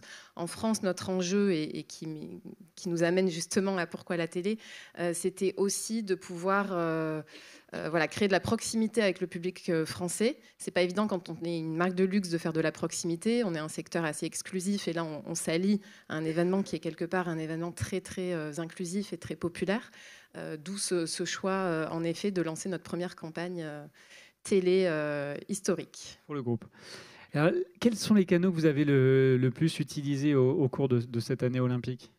Alors, les canaux les plus utilisés, c'était les canaux réseaux sociaux. On a eu d'excellents résultats. Hélène en parlait tout à l'heure, 1,6 milliard de reach sur les réseaux sociaux en termes d'appropriation en fait, directe, soit d'LVMH, soit des productions olympiques de nos maisons. C'est plus de, je crois, 44 000 posts, dont 880 millions qui sont organiques et vraiment drivés par cette stratégie des cérémonies et de faire valoir aussi nos contributions olympiques lors des cérémonies. Donc c'est vrai que c'est un projet sur lequel le média est venu compléter tout ce qu'on a pu faire en hors média et toute la stratégie qui a été aussi d'émerger à l'international grâce notamment à cette co-création sur les cérémonies, puisque nous ne pouvions pas faire du média sur l'international. Vous avez fait aussi le choix de sponsoriser des sportifs. Là aussi, c'était une première au niveau du groupe. Tout à fait. On a eu le bonheur de pouvoir travailler avec des sportifs. On les a extrêmement bien choisis. C'est vrai que c'était compliqué parce qu'on arrivait, vous l'avez dit tout à l'heure, très tard dans l'histoire. On a eu une année d'activation en équipe. Et donc ces athlètes, on les a pris non pas pour faire une team comme beaucoup de partenaires avaient fait. Et c'est vrai qu'ils s'y étaient pris bien avant nous. Nous, on a préféré les choisir, en avoir peu, les choisir bien pour leur individualité et surtout pour leur capacité à venir raconter l'histoire d'artisans de toutes les victoires et de venir l'incarner par leur parcours sportif, personnel, que ce soit sur la partie olympique ou paralympique. Et c'est vrai que c'est intéressant pour nous parce que le groupe LVMH utilise assez régulièrement des influenceurs et c'est bien de faire aussi ce parallèle-là. On se rend compte avec les sportifs que ça nous permet de driver énormément d'engagement. C'est des drivers d'émotions qui sont fous, surtout quand on est au cœur de l'action. Et il y a aussi une communauté de valeurs qui est peut-être plus facile à obtenir qu'avec un influenceur. C'est-à-dire que là, sur les jeux, on est sur la valeur travail, on est sur la valeur du dépassement de soi, qui parle évidemment, on parlait d'analogie tout à l'heure, à la fois des athlètes, mais aussi de ce que ça veut dire travailler chez LVMH, être un artisan chez LVMH et construire ses produits d'exception. Donc pour donner un petit exemple, sur TikTok, où on n'a pas fait de médias pour le coup, en organique, la vidéo qu'on a fait avec Léon Marchand et ses médailles en haut de la tour Montparnasse, c'était 11 millions de vues. Voilà. Et sur TikTok, tous nos contenus ont surperformé du fait même d'être sur du contenu des Jeux Olympiques. Quelques dispositifs qui vous ont le plus marqué pendant cette année qui était hors norme pour LVMH? Dans nos dispositifs, alors il y en a eu beaucoup. Hélène en parlait. C'est vrai que sur le média, je pense qu'on a eu le flair aussi de faire le pari d'aller sur des nouvelles émissions qui n'étaient pas connues à l'époque, aux jeux citoyens, quels jeux, etc. Et donc d'être vraiment dans les contextes éditoriaux qui étaient intéressants pour venir porter nos messages et créer cette proximité et jouer sur la répétition. Sur du hors média, c'est vrai qu'on a aussi fait le pari d'être dans des lieux où on ne nous attendait pas. Je parlais de la dichotomie exclusif-inclusif. On a eu la volonté d'aller investir des fan zones. Alors quand on s'appelle LVMH, c'est pas évident. Voilà, on se dit pas tout de suite que ça fait sens, mais nous on avait vraiment cette volonté d'y aller. On a été présent au Champions Park, surtout on a été partenaire du Club France. Et c'est vrai que là encore c'était compliqué parce que quand on est arrivé au Club France, il n'y avait plus de place, en fait, tout était pris. Mais la contrainte crée souvent de la créativité, donc il a fallu qu'on co-crée avec eux. On leur a proposé de créer un service en fait, d'une loge des athlètes entre le parcours médiatique des athlètes et le parcours grand public, qui fait qu'on a eu en fait, énormément de visibilité, parce qu'on s'est intégré en co-créant avec eux dans le parcours de la cérémonie des victoires. Et il nous semblait invraisemblable, en étant artisan de toutes les victoires, leader français du luxe, de ne pas être au cœur de l'action à la Halle de la Villette où l'ensemble de la France célébrait ses athlètes médaillés. Et enfin, j'ai posé un peu la même question à Hélène, mais est-ce que vous avez ressenti vous aussi cet élan au niveau du groupe, c'est-à-dire finalement cette fierté qu'a porté un peu tout le monde? Ah oui, complètement. Je pense qu'au niveau du groupe, ça a créé un élan. C'est là où on se rend compte de la force des jeux, en fait. C'est-à-dire que ça parle à tout le monde. Tout d'un coup, même des gens qui ne suivent pas particulièrement le sport, ça les inspire parce qu'il y a aussi une histoire nationale. Voilà, les gens sont très fiers et ça se voyait d'ailleurs beaucoup au Club France. On a pu être exposé à plus de 800 000 personnes d'ailleurs. Mais oui, en interne, une énorme fierté à la fois de pouvoir en faire partie, mais de contribuer très concrètement. C'est-à-dire que ce n'était pas juste de la pub ou du marketing, c'était des vraies productions qu'on venait mettre au cœur des cérémonies. Et on a eu plein de feedbacks extrêmement touchants de l'interne. Ils ont pu aussi participer au Marathon pour tous, au Relais de la Flamme. Enfin, c'était, tout le stream de travail engagement interne était extrêmement positif. Alors on vous applaudit encore et puis on va vous remettre le trophée et faire la photo avec Louis. Je récupère le petit micro, comme ça je vous libère. Hop. Il faut qu'on se décale un peu parce qu'il y a le pupitre. Voilà.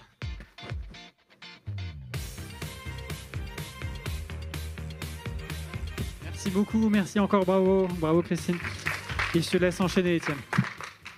Ça fait du bien d'entendre tout ça. Bravo.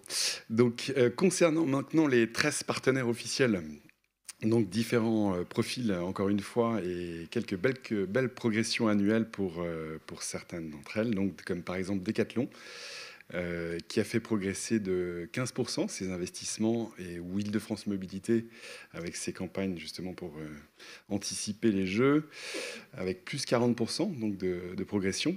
Ou Cisco Systems aussi, avec 77% de progression. Et en fait aussi dans une moindre mesure, on avait donc ArcelorMittal ou CMA CSGM Group avec des croissances à 3 chiffres certes, mais pour des montants bien plus faibles au final. Donc découvrons maintenant le palmarès. Et c'est donc le gagnant et FDJ. On peut les applaudir bien fort. Donc eux ne pouvaient pas être là ce matin et on leur remettra leur trophée. Donc du coup, je te laisse terminer, Étienne. Exactement. Donc, et oui, maintenant, comme vous le voyez, les très nombreux supporters officiels qui ont œuvré donc, pour ces JO aussi, eux aussi ont joué un rôle essentiel, donc en contribuant à la fois financièrement, à l'organisation, à l'animation de l'événement. En somme, donc, ces supporters officiels donc, ont été aussi des acteurs clés, non seulement en apportant leur soutien financier, qui était indispensable, mais aussi en enrichissant l'expérience des Jeux au travers différentes initiatives visant à engager et à enthousiasmer le public. Donc, en parallèle, certains ont poursuivi leur communication, voire les ont augmentées. Et sans plus attendre, les 5 plus importants annonceurs de cette catégorie. Le gagnant est La Poste. On peut les applaudir et j'appelle sur scène Jean-Raphaël Guettet qui est responsable des partenariats sportifs au sein du groupe La Poste et Caroline Magona qui est responsable de l'identité de marque du groupe La Poste. Je vous donne les micros. Bravo à vous. Bonjour à tous. Bonjour. Alors, peut-être, est-ce que vous pouvez rappeler quel était le niveau de partenariat? Parce que celui-là, on ne l'avait pas forcément compris encore aujourd'hui pour La Poste. Oui, on n'est pas vraiment étonné que vous ne l'ayez pas compris, en fait. Ouais, on ne va pas parler ici de médias, mais plutôt de hors-médias et de partenariat global, d'où ma présence. Alors, effectivement, en fait, à ce niveau de partenariat, on est au niveau de supporter officiel, niveau 4, le plus bas qu'il soit. Et en fait, on y est allé, nous, de manière un petit peu plus globale au-delà de ce niveau de partenariat, puisqu'on a engagé 3 autres types de partenariats, puisqu'on était partenaire technique du Relais de la Flamme, avec 140 collaborateurs à travers l'ensemble du territoire. Et ça nous a permis de faire pas mal de relations presse. Deuxième partenariat avec des produits officiels sous licence, donc des gammes de timbres, de colis avec Colissimo et Chronopost, et je pense que Caroline en parlera beaucoup mieux que moi. Et puis également quand même un timbre officiel, et puis le timbre de la Vasque qui a été réalisé en 3 jours, et ça a été une petite prouesse technique. En 3 jours? En 3 jours, confirmé. Et puis le 4e niveau d'engagement avec notre musée, puisque le musée de la Poste en fait, a offert une exposition, le marathon du Messager, pendant 3 mois en avant des Jeux et après les Jeux paralympiques. Donc voilà, 4 niveaux d'engagement qui ont permis d'embarquer, on va dire, l'ensemble des collaborateurs, des 230 000 collaborateurs qui sont présents en France. Et ça nous a permis, nous, de travailler plus globalement en fait, sur des dispositifs de sport en entreprise, sport santé, mais également de travailler différemment avec l'ensemble des équipes l'ensemble de la filière qui a été mise à contribution dans des délais, comme chez LVMH, un petit peu plus longs de notre côté, puisqu'on a commencé à négocier avec Paris 2024 en septembre 2022. On a annoncé un partenariat en mars 2023 et on a commencé à activer en fait, le Relais de la Flamme, par exemple, en juillet-août 2023. On a collecté plus de 13 000 candidatures de postières qui voulaient porter la flamme et participer à ce très bel événement. En termes d'achat média, c'était particulier aussi de stratégie média, puisque il n'y avait pas d'achat d'espace publicitaire, hein, c'était plutôt sur vos médias propriétaires, la communication, ouais. Et puis en s'appuyant sur les 70 000 facteurs, c'est ça? Oui, effectivement, l'ensemble des facteurs ont tenu une place prépondérante dans le dispositif, puisque chacun était des ambassadeurs, hein, puisque là, comme vous le dites, on a capitalisé sur l'ensemble de nos médias propriétaires, social media, digital, une barge près de la Seine, un bâtiment siège de Chronopost sur le périphérique, l'ensemble des 17 000 points de contact à travers la France. Et c'est aussi la raison de notre présence en fait, aux côtés de Paris 2024. L'idée de faire rayonner ces Jeux, pas seulement à Paris, mais également sur l'ensemble du territoire, là où sans doute beaucoup d'entreprises ne sont pas. Vous en parliez tout à l'heure, il y a eu beaucoup de produits dérivés, et là je me tourne vers vous. Est-ce que justement l'importance ça a été compliqué de décliner cette identité de marque dans autant de produits dérivés? On peut donner des exemples, vous parliez tout à l'heure de timbres, bien sûr, mais il y en a eu beaucoup d'autres. La prouesse, c'est aussi ce socle créatif qu'avait construit Paris 2024, qui était sublime. Il y avait énormément d'éléments, énormément d'assets créatifs. Et il y a eu un vrai ping-pong très, très riche et intéressant entre eux et nous sur qu'est-ce qu'on pouvait ramener, nous, sur nos produits, comment faire vivre cet univers graphique qui était extrêmement séduisant, moderne, et on était très, très contents de pouvoir travailler avec ces produits et glisser aussi des éléments de la Poste à travers ça. Donc, c'était une vraie combinaison d'expertise créative des deux côtés, et on s'est vraiment à la fois amusé avec ces éléments. Amusé et tirer les cheveux peut-être aussi. Et tirer un peu les cheveux. Très contraint. Le timbre officiel, ça a été un super exercice parce qu'on a réussi aussi à faire glisser des éléments de notre savoir-faire dans la production de timbres avec des éléments en dorure, les produits un peu plus pâques, un peu plus classiques qu'on a aussi pu habiller. On s'est vraiment fait plaisir. Les produits qui vous ont pu marquer en termes de produits dérivés? Alors, je vous parlais du timbre parce que celui-ci, je l'ai suivi de près. C'était un exercice un peu de challenge, mais parce qu'il fallait que ça soit à la fois l'essence des jeux qui était représentée sur une toute petite surface qui est le timbre. Donc, il y avait un bel exercice là-dessus. Et puis, on parlait de la Vasque, mais oui, aussi gros challenge parce qu'il est arrivé en toute fin de parcours. Oui, parce que la révélation était très tardive et du coup, il fallait rebondir. Et voilà, et on s'est dit qu'on ne pouvait pas ne pas faire un timbre sur la Vasque. C'était un tel objet. D'un point de vue technique, j'imagine que c'était assez compliqué de tout faire en 2 jours. Oui, bah là, c'est là où on est nombreux à la Poste et du coup, c'est là où on sent l'énergie d'un collectif incroyable et on s'est tous mobilisés sur ces objets-là à produire. Quel bilan vous retirez de cette année olympique pour le groupe La Poste? C'est un bilan qui est très riche, à la fois en termes d'image, de business, de mobilisation de l'interne, de fédération en fait, de l'ensemble des collaborateurs. Il y a un enthousiasme qui s'est créé et encore une fois une nouvelle façon de travailler. En fait, ça nous a amené à ouvrir en grand en fait, des nouvelles façons de travailler en interne dans une grande maison, une maison historique, grande et complexe. Bravo à tous les deux, on vous applaudit bien fort. On va prendre la photo. Je récupère les micros, je vous donne le trophée pour tous les deux et on va faire la photo avec Louis.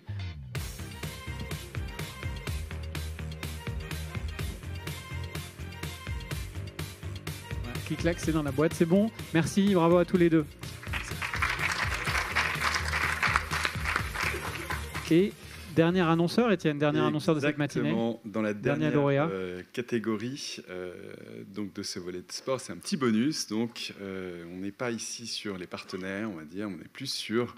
Si, ils sont tous partenaires quand même, mais néanmoins, on ne s'est pas, non pas appuyé sur les investissements publicitaires, mais sur le nombre de créations liées au JO.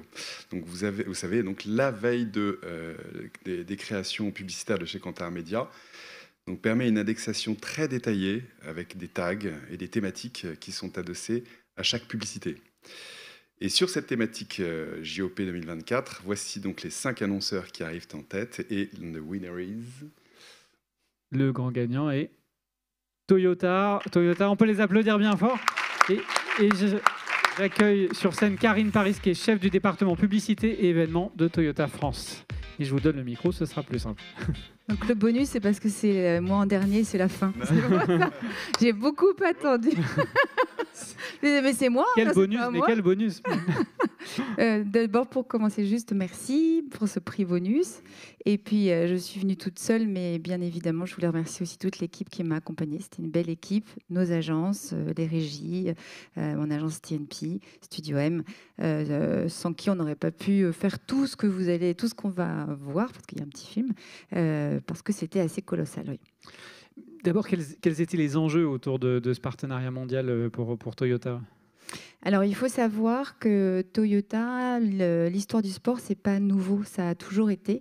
Dès 1937, donc c'est Toyota Motor Corporation, au Japon, lance sa première voiture, mais en même temps lance aussi un club sportif. Athlétiste, après ça sera du rugby, ça sera du foot, et ça n'a jamais cessé. Et en fait, dans leur idée, et c'est assez génial, c'était de se dire que le sport devait être au cœur aussi de l'entreprise et au cœur des collaborateurs. Parce que en partageant les mêmes valeurs du sport, on les a entendues tout à l'heure, je ne vais pas me répéter parce que je me retrouve beaucoup, je retrouve beaucoup chez vous, et on se connaît un peu, on s'est vu au Club France, toutes les valeurs bien sûr, que nous inspirent les sportifs, le sport, l'olympisme, le paralympisme. Et pour revenir donc au Japon, il faut savoir qu'aujourd'hui, ils soutiennent encore beaucoup d'athlètes, beaucoup de clubs. Ils sont 160 personnes, ils sont venus il n'y a pas très longtemps chez Toyota France pour nous parler un peu de la suite des JO. Et quand on a 160 personnes, c'est à peu près le nombre que nous sommes chez Toyota France, juste pour vous donner un peu une idée. 160 athlètes, c'est ça? Non, 160 personnes qui travaillent chez Toyota Japon. Sur le sport? Sur le sport. Ah oui, d'accord. Ouais, pour faire vivre le sport, pour faire vivre les athlètes et pour s'inspirer des sportifs, parce que c'est une inspiration pour eux. Pourquoi ? Parce que quand on est dans le sport, eh bien, on est plus performant parce qu'on a, on a toutes les bonnes ondes du sport. Et donc les enjeux, donc bien évidemment, je vais plus vite, pardon, parce que c'est le bonus, mais c'est la fin quand même. C'est pas ça. Non, c'est parce qu'on va regarder vos campagnes. Et pour les enjeux, c'était donc bien évidemment pour le Japon, c'était assez logique d'aller signer ce contrat. Il a été signé en 2017, il a fini en 2024, il a fini malheureusement pour nous. Mais quel cadeau Voilà, quel cadeau pour Toyota France. Et puis de venir ici à Paris et de pouvoir, nous, chez Toyota France, pouvoir offrir à la France entière et faire rayonner ce partenariat partout. Bah oui, moi, je l'ai vu comme un cadeau et mes équipes vraiment aussi. Alors, comme vous êtes récompensé sur le nombre de créations publicitaires autour des JO, on va regarder ce petit film qu'on peut lancer maintenant.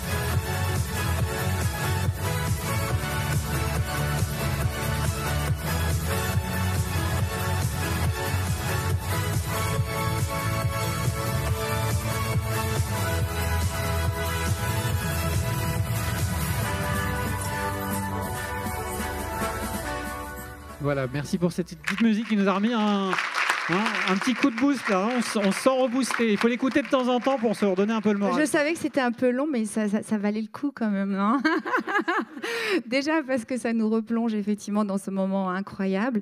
Et puis la diversité, effectivement, c'est ce que vous avez jugé aujourd'hui, des créations, des formats, évidemment. C'était inespéré pour nous chez Toyota France. Dans la campagne, en fait, c'était une campagne monde, bien sûr. Vous avez vu avec ces athlètes qui venaient du monde entier.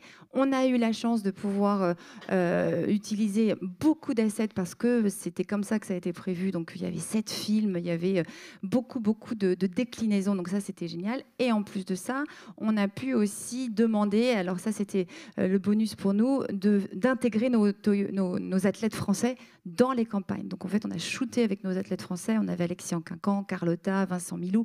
Et ça donnait bien sûr plus de poids, plus de proximité. Et on était partout.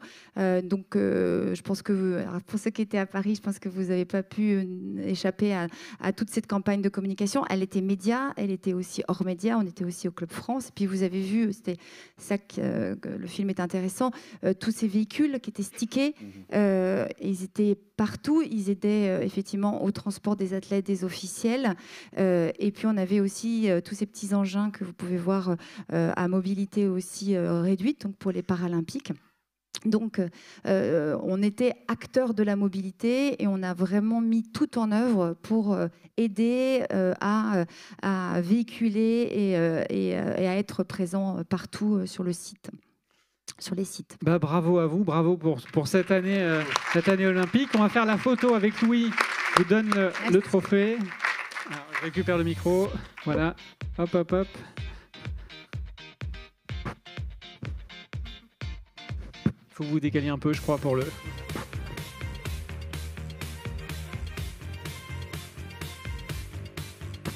Merci, c'est dans la boîte. On vous applaudit à nouveau, Karine Paris, merci. Et puis, je vais libérer Étienne et rappeler Denis Gaucher qui va venir conclure cette matinée. Merci. Merci beaucoup pour le film. J'observais Gilles qui était prêt à partir à faire une petite danse c'est pas loin, sur la scène. Donc un grand merci à tous les lauréats. Et vous avez pu constater la diversité des secteurs représentés. Et c'est vrai que quand on a eu l'idée de créer ce prix et de mettre en honneur les annonceurs, c'était aussi pour que vous puissiez venir pour expliquer vos stratégies, pouvoir échanger avec vous. Et c'est vrai que je vous remercie parce que vous êtes transparent et c'est assez rare de voir dans des événements la franchise de votre approche des différents plans médias et de votre stratégie média. Donc un grand merci à vous et on est très satisfait d'organiser avec Stratégie en fait cet événement pour avoir cette opportunité de vous écouter. Donc merci à vous. Je voulais également... Oui, vous pouvez applaudir, oui. Bon, je voudrais également remercier les équipes de Stratégie pour l'organisation, les équipes de Kantar Média pour l'organisation, parce que c'est vrai qu'on passe quand même beaucoup de temps. C'est un vrai travail. Merci aux 4 Fantastiques, c'est comme ça que tu les as appelés, non? Les 4 Fantastiques qui ont fait des focus sur les différents secteurs. Donc merci, merci à vous. On a parlé beaucoup de pression publicitaire pendant cette matinée. Et à la fin, on a parlé un peu de création publicitaire. Donc, c'est vrai qu'on a une activité création publicitaire. Et si vous le souhaitez, on a un magazine qui sera disponible à la sortie. Vous allez avoir un panorama de toutes les belles créations publicitaires de 2024. C'est un magazine que l'on fait, nous, Kantar Média, et qu'on distribue pour se remémorer tout ce qui a été fait pendant l'année 2024 sur les créations publicitaires. Donc on arrive à la fin. Je vous propose de nous retrouver dans l'Atrium pour continuer les échanges. Et j'ai 2 petits messages encore à faire passer. Le premier message, c'est de remercier Hélène Fraisse en tant qu'invitée. Votre intervention et votre présence étaient très importantes. Merci à vous. Et puis, oui, vous pouvez applaudir également. Et je demande à tous les lauréats de rester dans la salle, parce qu'on va faire une petite photo de groupe. Donc, merci de nous rejoindre. Et on se retrouve dans l'Atrium dans quelques minutes. Merci beaucoup. Bravo, Denis.